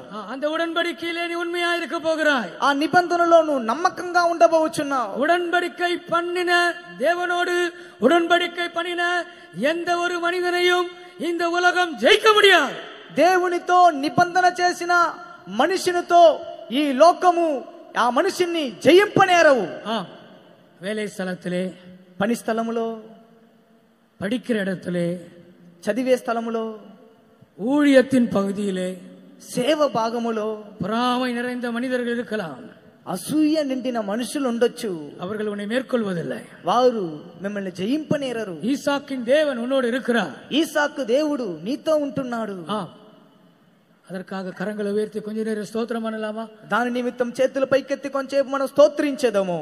స్తోత్రం, స్తోత్రం, స్తోత్రం, స్తోత్రం, స్తోత్రం, స్తోత్రం, స్తోత్రం, స్తోత్రం. హల్లెలూయా, హల్లెలూయా, హల్లెలూయా, హల్లెలూయా, హల్లెలూయా, హల్లెలూయా. சில நேரங்களில் வேலையை விட்டுவிடலாம் என்று நினைக்கிறார். కొన్ని సందర్భంలో ఉద్యోగమును పనిని విడిచిపెట్టవచ్చు అని అనుకుంటున్నారు. ஆமா, பயங்கர டார்ச்சர், భయంకరమైన టార్చర్, హింస. அவங்க தேவனுடைய பிள்ளைகளா இருக்கிறபடியினார், వారు దేవుని బిడ్డలైనందువలన, அவங்க கிறிஸ்தவர்களா இருக்கிறபடியினார், వారు క్రైస్తవులైనందువలన, அவர்கள் உண்மையா இருக்கிறபடியினார், వారు యథార్థంగా ఉన్నందువలన, வேலை ஸ்தலத்திலே மனிதர்கள் அவர்களோடு போராடுகிறார்கள், పని స్థలములో మనుషులు వారితో పోరాడుచున్నారు, ஊழியத்திலேயும் கூட సేవలో కూడా உண்மையுள்ள ஊழியர்களுக்கு விரோதமாக போராடுகிற வல்லமைகள் உண்டு. నమ్మకమైన సేవకులకు విరోధంగా పోరాడే శక్తులు కలవు. உண்மையுள்ள விசுவாசிகளுக்கு விரோதமாய் போராடுகிற வல்லமைகள் உண்டு. నమ్మకమైన విశ్వాసులకు విరోధముగా పోరాడే శక్తులు కలవు. அந்த வல்லமைகள் எல்லாம் தோற்று போக வேண்டும். ఆ శక్తులన్నీ అపజయం పొందవలెను. రెండు కరంகளை உயர்த்துங்கள், రెండు చేతులు పైకెత్తండి. உண்மையுள்ள ஊழியர்கள் 100 மடங்காய் ஆசீர்வதிக்கப்படுவார்கள். నమ్మకమైన సేవకులు 100 ఆశీర్వదింపబడుదురు. உண்மையுள்ள விசுவாசிகள் 100 மடங்கு ஆசீர்வதிக்கப்படுவார்கள். నమ్మకమైన విశ్వాసులు 100 ఆశీర్వదింపబడుదురు. தேவனோடு உடன்படிக்கை பண்ணின வாலிபர்கள் 100 மடங்காய் ஆசீர்வதிக்கப்படுவார்கள். దేవునితో నిబంధన చేసిన యవనస్తులు 100 ఆశీర్వదింపబడుదురు. அவர்களுக்கு கர்த்தர் ஜெயத்தை தரும்படியாக, దేవుడు వారికి జయమునిచ్చు నిమిత్తం, அவர்களுக்கு கர்த்தர் ஜெயத்தை தரும்படியாக దేవుడు వారికి జయమునిచ్చు నిమిత్తం கரங்களை உயர்த்தி கொஞ்ச நேரம் ஸ்தோத்திரம் பண்ணுங்க. చేతులు పైకెత్తి కొంచెంసేపు మనం స్తోత్రించెదము. Praise the Lord, praise the Lord, praise the Lord, praise the Lord, praise the Lord, praise the Lord. Hallelujah, hallelujah, hallelujah, hallelujah, hallelujah, hallelujah, hallelujah, hallelujah, hallelujah, hallelujah, hallelujah, hallelujah. ஆமென். ஞாயிற்றுக்கிழமை காலையிலே ஞான ஸ்நான ஆராதனை இருக்கிற, ఆదివారం ఉదయము బాప్తిస్మ ఆరాధన ఉన్నది. ஞாயிற்றுக்கிழமை காலை 7 மணிக்கு ஞானஸ்தானத்தை குறித்த வேத பாடம் நடைபெறும். ఆదివారం ఉదయము 7 గంటలకు నీటి బాప్తిస్మ గురించిన వేద పఠనము జరుగును. அதை தொடர்ந்து ஞானஸ்தானம் கொடுக்கப்படும். దానిని కొనసాగించి బాప్తిస్మ ఇవ్వబడును.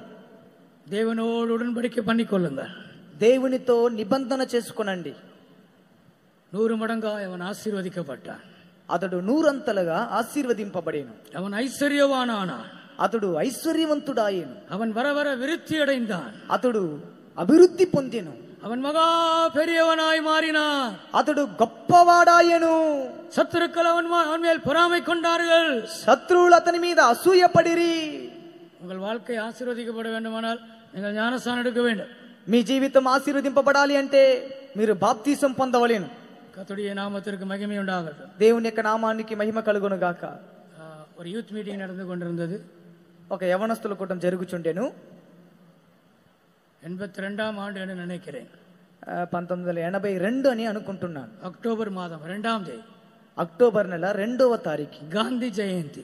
గాంధీ జయంతి రోజు చెన్నైలో அந்த யூத் மீட்டிங் நடந்து கொண்டிருந்தது. ఆ యూత్ మీటింగ్ జరుగుచుండెను.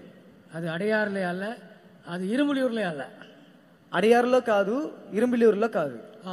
இப்போ ஐடி ஃபீல்ட்ல இருக்கிறவங்களுக்கு தெரியும், சிறுசேரி என்ற ஒரு இடம் இருக்கிறது. ఐటీ ఫీల్డ్ లో ఉన్న వారికి తెలుసు సిరుసేరి. చెన్నైలో సిరుసేరి என்ற ஒரு இடம் இருக்கிறது. చెన్నైలో సిరుసేరి అనే ఒక స్థలం ఉన్నది. அங்கே புதூர் என்ற ஒரு இடம் இருக்கிறது. అక్కడ పుదూర్ అనే ఒక స్థలం ఉన్నది. அங்கே கொஞ்சம் இடம் நமக்கு இருந்தது. అక్కడ స్థలం మనకు ఉన్నది. இப்போ இல்லை, அப்போ இருந்தது. ఇప్పుడు మనకు లేదు, అప్పుడు ఉండేను. அது ஒரு மாந்தோ, అది ఒక మామిడి తోట. அந்த கூட்டத்திலே அந்த பாஸ்டர் பாபி ஞானஸ்நானம் எடுக்கிற எழுமுகள் என்று சொன்னார். ఆ కూటములో పాస్టర్ బాబీ గారు బాప్తిసం తీసుకునేవారు లేచి నిలబడమని చెప్పాను. நான் முதல் వరుసలో இருந்தேன். నేను మొదటి వరుసలో ఉంటిని. நான் பக்தி உள்ளவன் அல்ல, నేను భక్తి కలిగిన వాణ్ణి కాదు, நான் ஆவிக்குரியவன் அல்ல, నేను ఆత్మీయుణ్ణి కాదు, நான் ஜெபிக்கிறவன் அல்ல, నేను ప్రార్థన పరుణ్ణి కాదు. என்னை அறியாமலே அந்த முதல் వరుసలో நான் எழும்பி நின்றேன். నన్ను నేను ఎరగకుండానే ఆ మొదటి వరుసలో నేను లేచి నిలబడి తిని. இன்னொருவர் எழும்பி நின்றார். ఇంకొక అతను కూడా లేచి నిలబడ్డాడు. அவர் கொஞ்சம் என்னை விட வயது அதிகமானவர். అతను నాకంటే ఒక వయసు ఎక్కువ. நிறைய தாடி வைத்திருந்தார், ఎక్కువ గడ్డం పెట్టుకొని ఉండేను, நிறைய முடி வைத்திருந்தார், ఎంటుకలు ఎక్కువగా పెంచుకొని ఉండేను. ஒரு பேட்ச் ஒன்று குத்திருந்தார். ஜீசஸ் லவ்ஸ் யூ అని ஒரு பேட்ச் குத்திருந்தார். ఒక బ్యాడ్జ్ ఒకటి పెట్టుకొని ఉండెను. జీసస్ లవ్స్ యూ అని ఒక బ్యాడ్జ్ ఒకటి పెట్టుకొని ఉండెను. அப்போ பாஸ்டர் பாபி சொன்னார், தம்பி நீ போய் முடி வெட்டிட்டு வான்னு சொன்னார். అప్పుడు పాస్టర్ బాబీ గారు చెప్పారు, తమ్ముడు నువ్వు వెళ్ళి ఎంటుకలు కత్తిరించుకొని రామని చెప్పారు. ஒரு 10 நிமிஷத்துல, ఒక 10 నిమిషములో அந்த சகோதரன் பார்பர் ஷாப்புக்கு போனார். ఆ సహోదరుడు బార్బర్ షాప్కి వెళ్ళాను.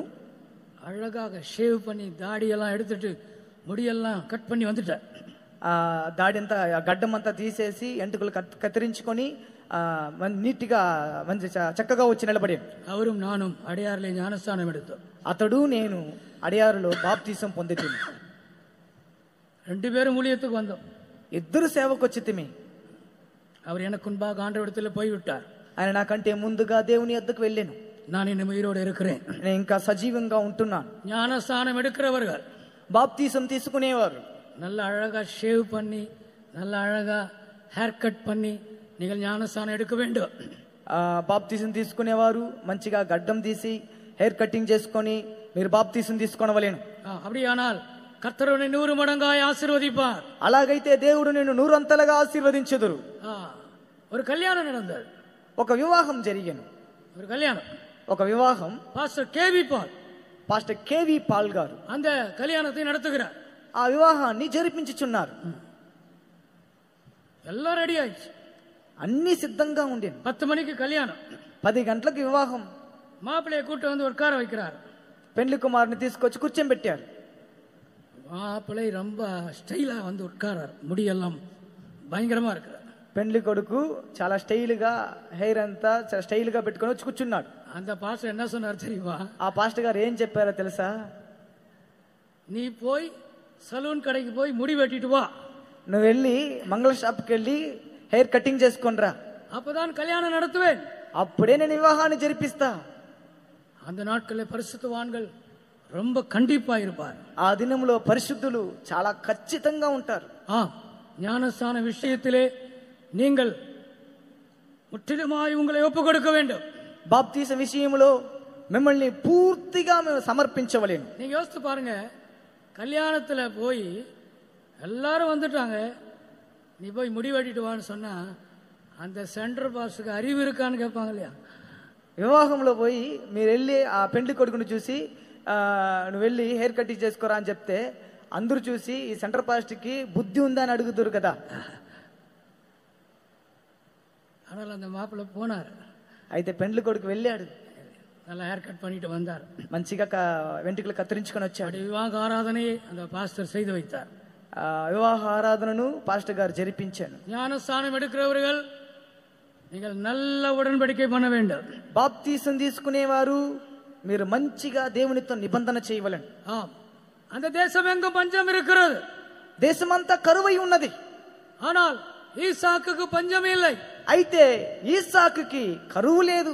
அந்த வயல்வெளிகளிலே ஒன்று விளையவில்லை. ఆ పొలముల్లో ఏది కూడా పండలేదు. ஆனால் ஈசாக்கின் வயல்வெளியிலே 100 மடங்காய் அது விளைந்திருக்கிறது. అయితే ఈసాకు పొలమునందు 100 అంతగా ఫలము ఫలించెను. அதற்கு காரணம் என்ன தெரியுமா? దానికి కారణం ఏంటో తెలుసా? அவன் தேவனோடு உடன்படிக்கை பண்ணினான். అతడు దేవునితో నిబంధన చేసెను. ஞானஸ்நானம் நல்மனசாட்சியின் உடன்படிக்கை. బాప్తీసము మంచి మనస్సాక్షి నిబంధన. வாலிபர்களே, உங்கள் வருங்காலம் ஆசீர்வாதமாக இருக்க வேண்டுமா? యవనస్తులారా, మీ భవిష్యత్తు మీకు ఆశీర్వాదంగా ఉండవలెనా? உங்களுடைய படிப்பு தேவன் ஆசீர்வதிக்க வேண்டுமா? మీ చదువుని దేవుడు ఆశీర్వదించవలెనా? உங்களுடைய வேலை கர்த்தர் ஆசீர்வதிக்கப்பட வேண்டுமா? మీ ఉద్యోగాన్ని దేవుడు ఆశీర్వదించవలెనా? உங்களுடைய விவாகம் ஆசீர்வதிக்கப்பட வேண்டுமா? మీ వివాహం ఆశీర్వదింపబడవలెనా? நீங்கள் தேவனோடு உடன்படிக்கை பண்ணுங்கள். మీరు దేవునితో నిబంధన చేయండి. சும்மா என் படிப்பை ஆசீர்வதியும் என்று கேட்காதே. ఊరికే నా చదువుని ఆశీర్వదించమని అడగకండి. சும்மா நீ எனக்கு வேலை வேணும், நல்ல ஜாப் வேணும், எம்என்சி கம்பெனில வேணும், கவர்மெண்ட் ஜாப் வேணும், రైల్వే జాబ్ వేணும், சும்மா நீ கேட்க கூடாது. ఊరికే నాకు మంచిగా జాబ్ కావాలి, రైల్వే జాబ్ కావాలి, ప్రభుత్వ ఉద్యోగం కావాలని అడగకూడదు. நீ உடன்படிக்கை பண்ணி விட்டு நீ கேட்க வேண்டும். నిబంధన చేసి నువ్వు అడగవలేను.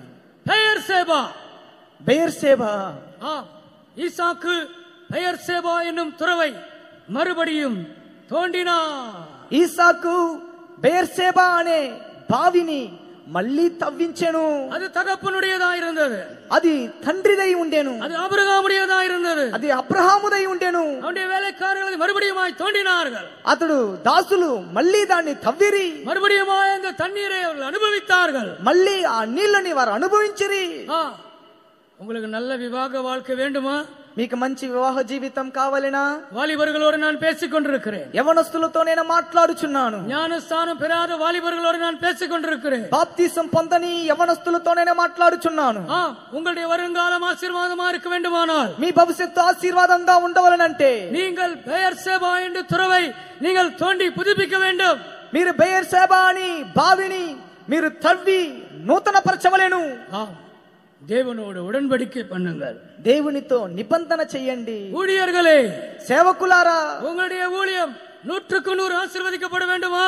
మీ సేవ 100కి 100 ఆశీర్వదింపబడవలెనా? தேவனோடு உங்கள் உடன்படிக்கைகளை புதுப்பித்துக் கொள்ளுங்கள். దేవునితో మీ నిబంధనను నూతన పరచుకొనండి. அருமையான தேவனுடைய ஜனங்களே, ప్రియమైన దేవుని జనులారా, கர்த்தர் உங்களை ஆசீர்வதிக்க வேண்டுமா? దేవుడు మిమ్మల్ని ఆశీర్వదించవలెనా? ஈசாக்கின் தேவன் 100க்கு 100 அவனை ஆசீர்வதிக்கவில்லையா? ఈసాకు దేవుడు 100కి 100 అతన్ని ఆశీర్వదించలేదా? உங்களையும் அவர் 100க்கு 100 ఆశీర్వదిக்க విரும்புகிறார். మిమ్మల్ని కూడా 100కి 100 ఆయన ఆశీర్వదింపగోరుచున్నాడు. நீங்கள் కన్నీரோடு అమర్ந்திருக்கிறீர்கள். మీరు కన్నీళ్లతో కూర్చొని ఉన్నారు. நீங்கள் துக்கத்தோடு అమర్ந்திருக்கிறீர்கள். మీరు దుఃఖముతో కూర్చొని ఉన్నారు. நீங்கள் தோல்வியோடு అమర్ந்திருக்கிறீர்கள். మీరు అపజయముతో కూర్చొని ఉన్నారు. நீங்கள் ஏமாற்றத்தோடு உட்கார்ந்திருக்கிறீர்கள். మీరు మోసపూరితముగా మోసంతో కూర్చొని ఉన్నారు. మోసగింపబడి కూర్చొని ఉన్నారు. நீங்கள் சந்தோஷம் இல்ல, துக்கத்தோடு இருக்கிறீர்கள். మీకు సంతోషం లేదు, దుఃఖంతో ఉన్నారు. உங்களுக்கு வாழ்வதற்கு இஷ்டம் இல்லை. జీవించేదానికి మీకు ఇష్టము లేదు. మరిపదற்காக వడిகளை தேடிக்கொண்டிருக்கிறீர்கள். చనిపోవుట కొరకు మార్గాన్ని వెతుకుచూ ఉన్నారు. இந்த உலகத்திலே வாழ்வது எனக்கு பிடிக்கவில்லை என்று சொல்லுகிறீர்கள். ఈ లోకంలో జీవించేదానికి నాకు ఇష్టం లేదని చెప్పుచున్నారు. எல்லாரும் என்னை கைவிட்டு விட்டார்கள். అందరూ నన్ను చేయి విడిచారు. நீ தேவனோடு உடன்படிக்கை பண்ண வேண்டிய ஒரு மனிதன். నీవు దేవునితో నిబంధన చేయవలసిన ఒక వ్యక్తివి. எல்லாரும் உன்னை கைவிட்டு இருக்கலாம். అందరూ నిన్ను చేయి విడిచి ఉండొచ్చు. எல்லாரும் உன்னை ஏமாற்றி இருக்கலாம். అందరూ నిన్ను మోసం చేసి ఉండొచ్చు. உன்னுடைய வாழ்க்கை இருளா இருக்கலாம். నీ జీవితం చీకటిగా ఉండొచ్చు. தேவனோடு நீங்கள் உடன்படிக்கை பண்ண விருப்பமா இருக்கிறீர்களா? దేవునితో నిబంధన చేసేదానికి మీరు ఇష్టపడుచున్నారా? ஈசாக்கு பஞ்சத்தை ஜெயித்தான். ఈసాకు కరువుని జయించెను. பஞ்சம் அவனை ஒன்றும் செய்ய முடியவில்லை. కరువు అతన్ని ఏమీ కూడా చేయలేకపోయాడు. அவன் புதிய துறவுகளை தோண்டிக் கொண்டே இருந்தான். అతడు కొత్త బావులను త్రవ్వుచునే ఉండెను. நாம் வாசிக்கிறோம் 20ஆம் வசனம் 26ஆம் அதிகாரம் 20ஆம் వచనத்தை వాసియంగల్. ఆదికాండం 26వ అధ్యాయం 20వ వాక్యాన్ని చదువుకొనిదాం. అప్పుడు గిరారు కాపురులు ఇస్సాకు కాపురులతో జగడమాడి ఈ నీరు మాది అని చెప్పిరి గనుక వారు తనతో కలయించినందుకు అతడు ఆ బావికి ఏషేకు అని పేరు పెట్టెను. ఏసేకు என்னும் கிணறை தோண்டினார்கள். ఏసేకు అని బావిని వాళ్ళు త్రవ్విరి. ఇది మూడవ துறவா இருக்கிறது. ఇది మూడవ బావిగా ఉన్నది. 21ఆం వచనం 21వ వాక్యము. వారు మరియొక బావి త్రవ్వినప్పుడు దాని కొరకును జగడమాడిరి గనుక దానికి సిత్నా అని పేరు పెట్టెను. సిత్నా என்று பெயரிட்டார்கள். సిత్నా అని పేరు పెట్టిరి. இந்த துறவுக்கு பேர் సిత్నా.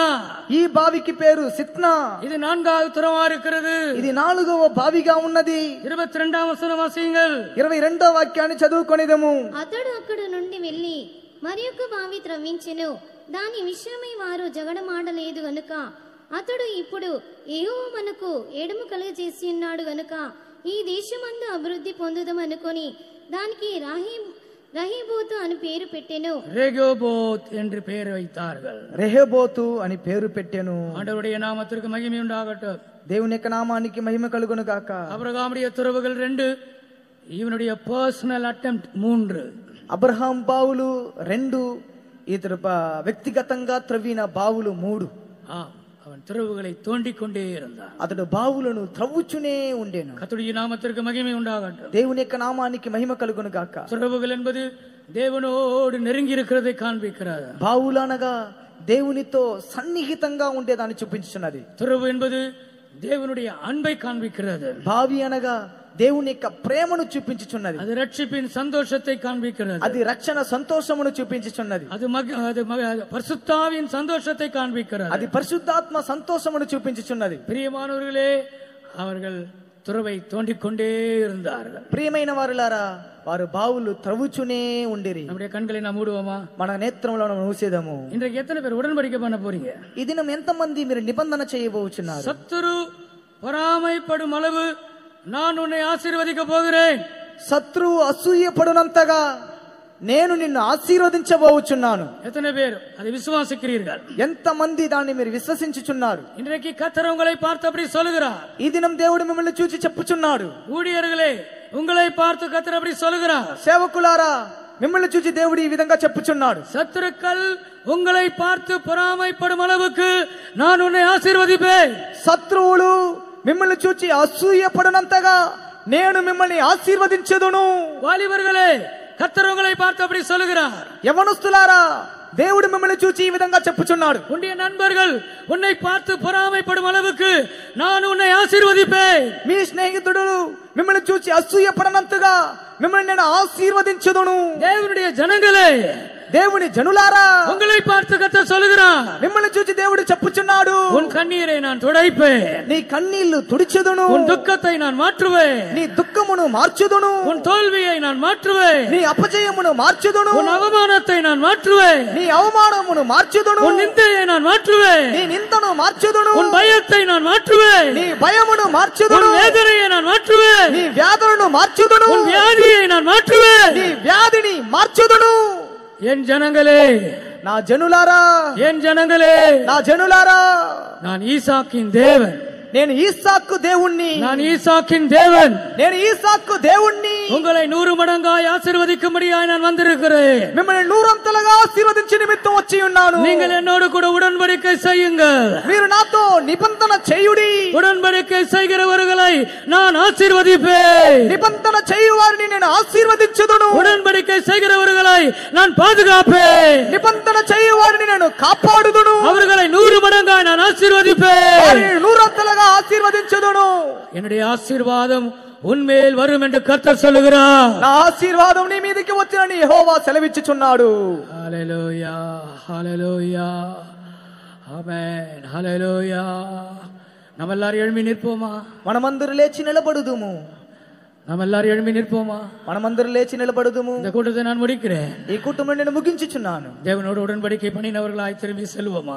దేవునితో నిబంధన చేసిన వారుగా తిరిగి వెళ్ళుదుము. ஞானஸ்தானம் பெறாதவர்கள் ஞானஸ்தானம் பெறுங்கள்.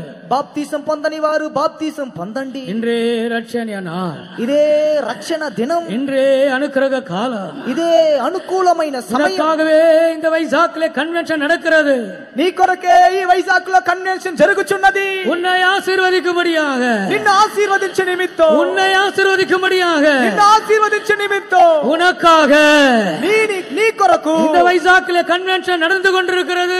ఈ వైజాగ్ లో కన్వెన్షన్ జరుగుచున్నది.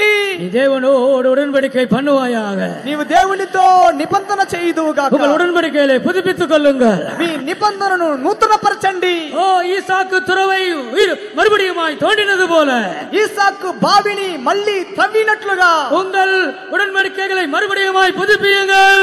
మీ నిబంధనలను మళ్ళీ నూతనపరచండి. இதோ பரலோகம் உங்களுக்காய் திறக்கப்படட்டும். ఇదిగో పరలోకం మీ కొరకు తెరవబడని. ரெகோபோத் என்றால் அர்த்தம் என்ன தெரியுமா? రెహోబోత్ అంటే దానికి అర్థం ఏంటో తెలుసా? விசாலமான வாசல், విశాలమైన ద్వారము, அகலமான வாசல், వెడల్పైన ద్వారము. ஓ, உன்னுடைய வழிகளை கர்த்தர் விசாலமாக்குகிறார். నీ మార్గములను దేవుడు విశాలపరచుచున్నాడు. ஆசீர்வாதத்தின் வாசல்களை கர்த்தர் உனக்காய் திறக்கிறார். ఆశీర్వాదం యొక్క ద్వారములను దేవుడు నీ కొరకు తెరుచుచున్నాడు. இந்த 2ஆம் நாளிலே, ఈ రెండవ దినమందు, இந்த 2ஆம் நாளிலே ఈ రెండవ దినమందు நீ தேவனோடு உடன்படிக்கை பண்ணுவாயானா, నీవు దేవునితో నిబంధన చేసినట్లయితే உன்னுடைய வாசல்களை அவர் திறந்து விடுகிறார். నీ యొక్క ద్వారములను ఆయన తెరుచుచున్నాడు. அடைக்கப்பட்ட வாசல்கள், మూయబడిన ద్వారములు, அடைக்கப்பட்ட வாசல்கள் మూయబడిన ద్వారములు இயேசுவின் நாமத்திலே, యేసు నామములో, இயேசுவின் நாமத்திலே, యేసు నామములో, இயேசுவின் நாமத்திலே యేసు నామములో திறக்கப்படுகிறது. నీ నిమిత్తం తెరవబడును. అగలమాయ్ కర్త திறக்கிறார். దేవుడు వెడల్పుగా విశాలముగా తెరుచుచున్నాడు. ఆశీర్వాదங்களை పెట్టుకొల్లుங்கள். ఆశీర్వాదములను పొందండి. ఆశీర్వాదங்களை పెట్టుకొల్లుங்கள். ఆశీర్వాదములను పొందుకొనండి. ఆశీర్వాదங்களை పెట్టుకొల్లుங்கள். ఆశీర్వాదములను పొందుకొనండి. నా జీవితము యేసు అర్పింతును, నా శరీరాత్మ నీకై ప్రతిష్ఠింతును. నా జీవితము యేసు అర్పింతును, నా శరీరాత్మ నీకై ప్రతిష్ఠింతును. ఎన్నడూ నీ వెనకేసి నరహరివాడు కొనుము నీ పాత్రగా. ఎన్నడూ నీ బంధన చేసితే నరహరివాడు కొనుము నీ పాత్రగా. వర్ణించలేను నీ ప్రేమ నాలో, నీ వెంటే నేను నడిచినను నాదా. వర్ణించలేను నీ ప్రేమ నాలో, నీ వెంటే నేను నడిచినను నాదా. విడనాడలేను చిరమైన నన్ను, నా యేసు నీవే చాలును నాకు. హల్లెలూయా హల్లెలూయా హల్లెలూయా.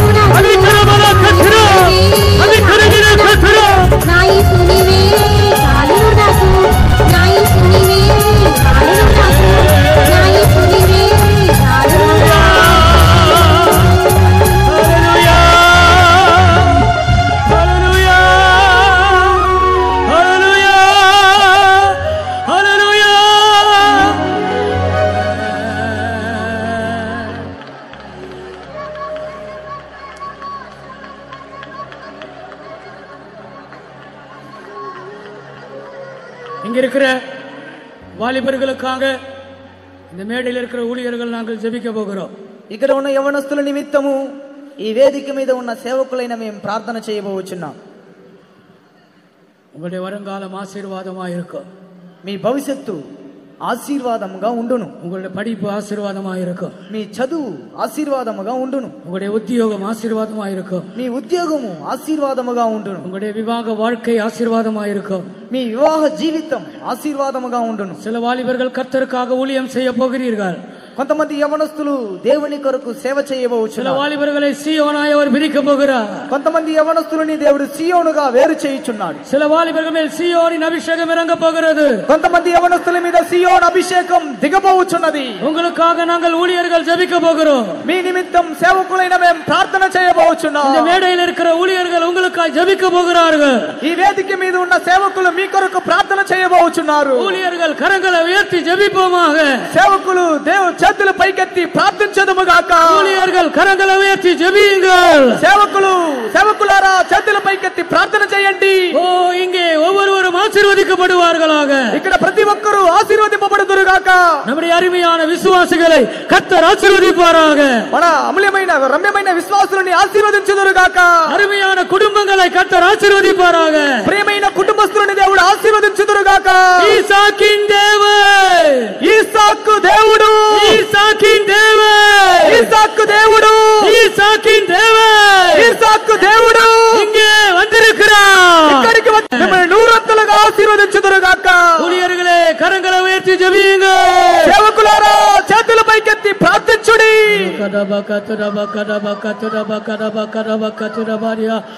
ఆశీర్వదించండి ప్రభువా. సేవకులైన మేము ప్రభువా ఆశీర్వదించి ప్రార్థిస్తున్నామయ్యా. సేవకుల ప్రార్థన, శక్తిగల ప్రార్థన, సేవకుల ప్రార్థన, శక్తిగల ప్రార్థన. అయ్యా ఇక్కడ సమగుడి వచ్చి ఉన్న ప్రతి ఒక్క కుటుంబమును ఆశీర్వదించండి. యవనస్తులని ఆశీర్వదించండి. సియోనులో నుండి దీవించండి. హల్లెలూయా.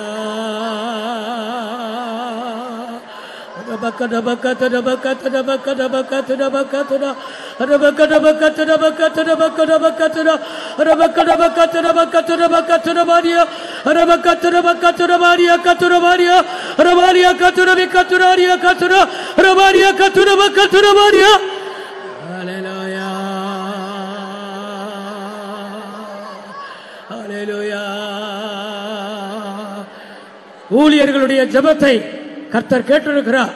సేవకుల యొక్క ప్రార్థనను దేవుడు ఆలకించి ఉన్నాడు. ஒவ்வொரு வாலிபர்களுக்காக நாங்கள் ஜெபித்திருக்கிறோம். ప్రతి యవనస్తుల కొరకు మేము ప్రార్థన చేసి ఉన్నాం. ஒவ்வொரு குடும்பத்திற்காக நாங்கள் ஜெபித்திருக்கிறோம். ప్రతి కుటుంబం కొరకు మేము ప్రార్థన చేసి ఉన్నాం. இங்க வந்திருக்கிற ஒவ்வொருவரையும் கர்த்தர் ஆசீர்வதித்திருக்கிறார். ఇక్కడికి వచ్చిన ఒక్కొక్కరిని దేవుడు ఆశీర్వదించి ఉన్నారు. தேவனோடு உடன்படிக்கை பண்ணினவர்களை ஆசீர்வதித்திருக்கிறார். దేవునితో నిబంధన చేసిన వారిని దేవుడు ఆశీర్వదించి ఉన్నారు. கரங்களை உயர்த்தி ஸ்தோத்திரம் பண்ணுங்கள். చేతులు పైకెత్తి స్తోత్రించదము.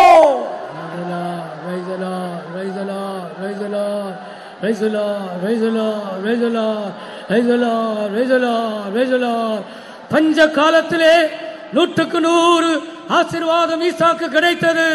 కరువు కాలమునందు 100కి 100 ఈసాకుకి ఆశీర్వాదము లభించెను. இந்த கன்வென்ஷன்லே கர்த்தர் இந்த தேசத்தை விதமாய் ஆசீர்வதிப்பாராக. ఈ కన్వెన్షన్ నందు దేవుడు ఈ దేశమును ఆ విధముగా ఆశీర్వదించుదురుగాక. இந்த தேசத்தின் ரட்சிப்புக்காக கரங்களை உயர்த்தி ஸ்தோத்திரம் பண்ணுங்கள். ఈ దేశం యొక్క రక్షణ కొరకు చేతులు పైకెత్తి స్తోత్రించదము.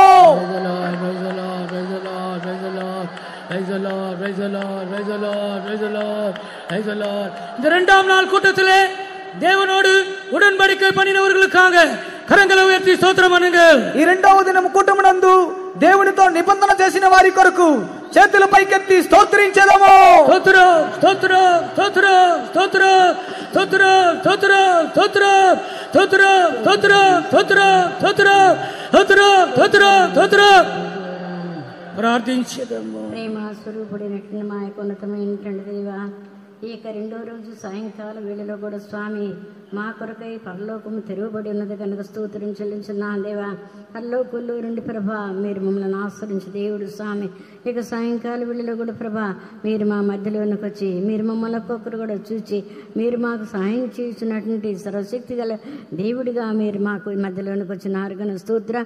మీరు మమ్మల్ని ఆశ్రయించినటువంటి దేవుడిగా ఉన్నందు కొరకై స్తోత్రం. ఆ కాలంలో ప్రభా క్షేమం వేసే క్షామము, కరువు, కష్టం, దేవుని వాక్యం దొరకలేనటువంటి కష్టకాలం రాబోతున్నది కనుక ఏక దినాల్లో దేవుని వాక్యం విని ఆ యొక్క వాక్య ప్రకారంగా మేమందరూ కూడా జీవించుటకు ఒక్కొక్కరు కూడా మీరే సహాయం చేయమనొచ్చున్నా దేవా. ఇస్సాకు కాలంలో స్వామి కరువు వచ్చినని చెప్పడతా ఉంది కనుక స్తోత్రం. ఇస్సాకు 100 రెట్లుగా దీవించబడి ఉన్నాడని చెప్ప అతడి విత్తనం వేయగా 100 రెట్లుగా ఆశ్రయించబడి ఉన్నాడని చెప్పడతా ఉంది కనుక స్తోత్రం. ఆ ఇస్సాకు ఆశ్రయించబడటానికి యేసువే ఆశీర్వాదానికి కారణంగా ఉండటానికి అతడు లహాయి రోయి దగ్గర నివాసం చేస్తున్నాడని చెప్పడతా అందుకని స్తోత్రం. లహాయి రోయనగా నీవు నన్ను చూసినటువంటి దేవుడు అని చెప్పినది ఎల్లప్పుడు కూడా మీరు మమ్మల్ని చూసినటువంటి దేవుడుగా ఉన్నారు కనుక స్తోత్రం చెల్లించిన దేవా. మా యొక్క కార్యములన్నింటిలో కూడా మీరు మాకు సాయం చేసి మీరు మమ్మల్ని చూస్తున్నాను కనుక ఎల్లవేళలో కూడా మేము భయంతోని భక్తితోని జీవించడానికి మీరే సాయం చేయమని అడుగుతున్నాను దేవా. యేసు అననీయ సవ్యరా స్వామి యేసు అబద్ధం ఆడినందువల్ల వారి జీవితం నష్టమైపోయినది కనుక స్తోత్రం. ఎల్లవేడిలో కూడా మీరు మమ్మల్ని చూస్తున్నటువంటి దేవుడు అని మేము భక్తితోనూ వైరాగ్యంతోనూ భయంతోనూ జీవించటకు మీరే సాయం చేయమడుచున్నాం దేవా.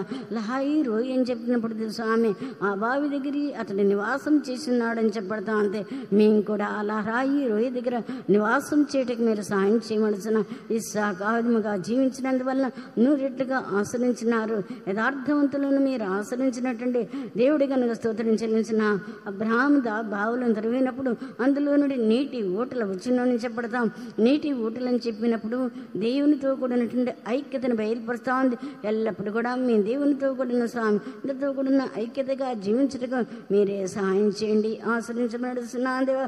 యేసువే వేర్షవ దేవునితో కూడా నిబంధన చేయనటువంటి స్థలం ఎల్లప్పుడు కూడా స్వామి బాప్తిసం ద్వారా మీతో నిబంధన చేయటకు మీరు సహాయం చేయమడుచున్న ప్రతి ఒక్కరు కూడా మేము నిబంధన చేసి దేవునితో కూడా మేము జీవించటకు సహాయం చేయమడుచున్న నిబంధన చేయనటువంటి వారిని ఆశ్రయించిన దేవుడు, నిబంధన చేయనటువంటి దేవుని బిడ్డను నూరెట్లుగా దీవించినటువంటి దేవుడు, అతని విత్తనవిగా నూరెట్లుగా ఫలింపజేస్తున్నారు కన్నా స్తోత్రం. మమ్మల్ని కూడా స్వామి నూరెట్లుగా జీవించినటువంటి దేవుడు స్వామి. నీటి ఊటలను మాలు ఉండి రావాలని స్వామి యేసువే షిత్నా షేబా యేసువే రహేబూత్ అని చెప్పేటప్పుడు స్వామి దేవుడు మాతో కూడా ఉన్నారని చెప్పడతా. అందుకని స్తోత్రం. మా సహాయం చేయనటువంటి దేవుడిగా ఉన్నారు కానీ స్తోత్రం. ఎల్ల వేళలో కూడా ప్రభా మీరు మమ్మల్ని నడిపించి మీరు మా సహాయం చేయనటువంటి దేవుడు స్వామి. శత్రువులు వచ్చి ఫిలిస్తీయులు పూడ్చివేసినప్పుడు కూడా ఆ బావులు తిరిగి సాగు త్రవించినప్పుడు మంచి ఓటలు వచ్చిన మా జీవితంలో కూడా నీటి ఓటవలే మార్చబట్టుకు ఒక నూతన సృష్టిగా మార్చబట్టుకు మీరే సహాయం చేయండి. ఆశ్రయించండి, దీవించండి, భద్రపరచండి. వచ్చిన ఒక్కొక్కరు కూడా మీరు ఆశ్రయించి దీవించి మీ పరలోకమునకు నివాసులుగా చేయమని యేసుక్రీస్తు నామమున నడుచున్నాను తండ్రి. ఆమేన్. స్తోత్ర స్తోత్ర స్తోత్ర స్తోత్ర స్తోత్ర. మన ప్రభు అయిన యేసుక్రీస్తుని యొక్క కృపై తండ్రి అయిన దేవుని యొక్క ప్రేమయు పరిశుద్ధాత్మని యొక్క సహవాసం మనందరితో ప్రభుని రాకడ వరకు ఎల్లప్పుడూ తోడేయుండునుగాక. హల్లెలూయా హల్లెలూయా. అందరూ కలిసి హల్లెలూయా చెప్పండి.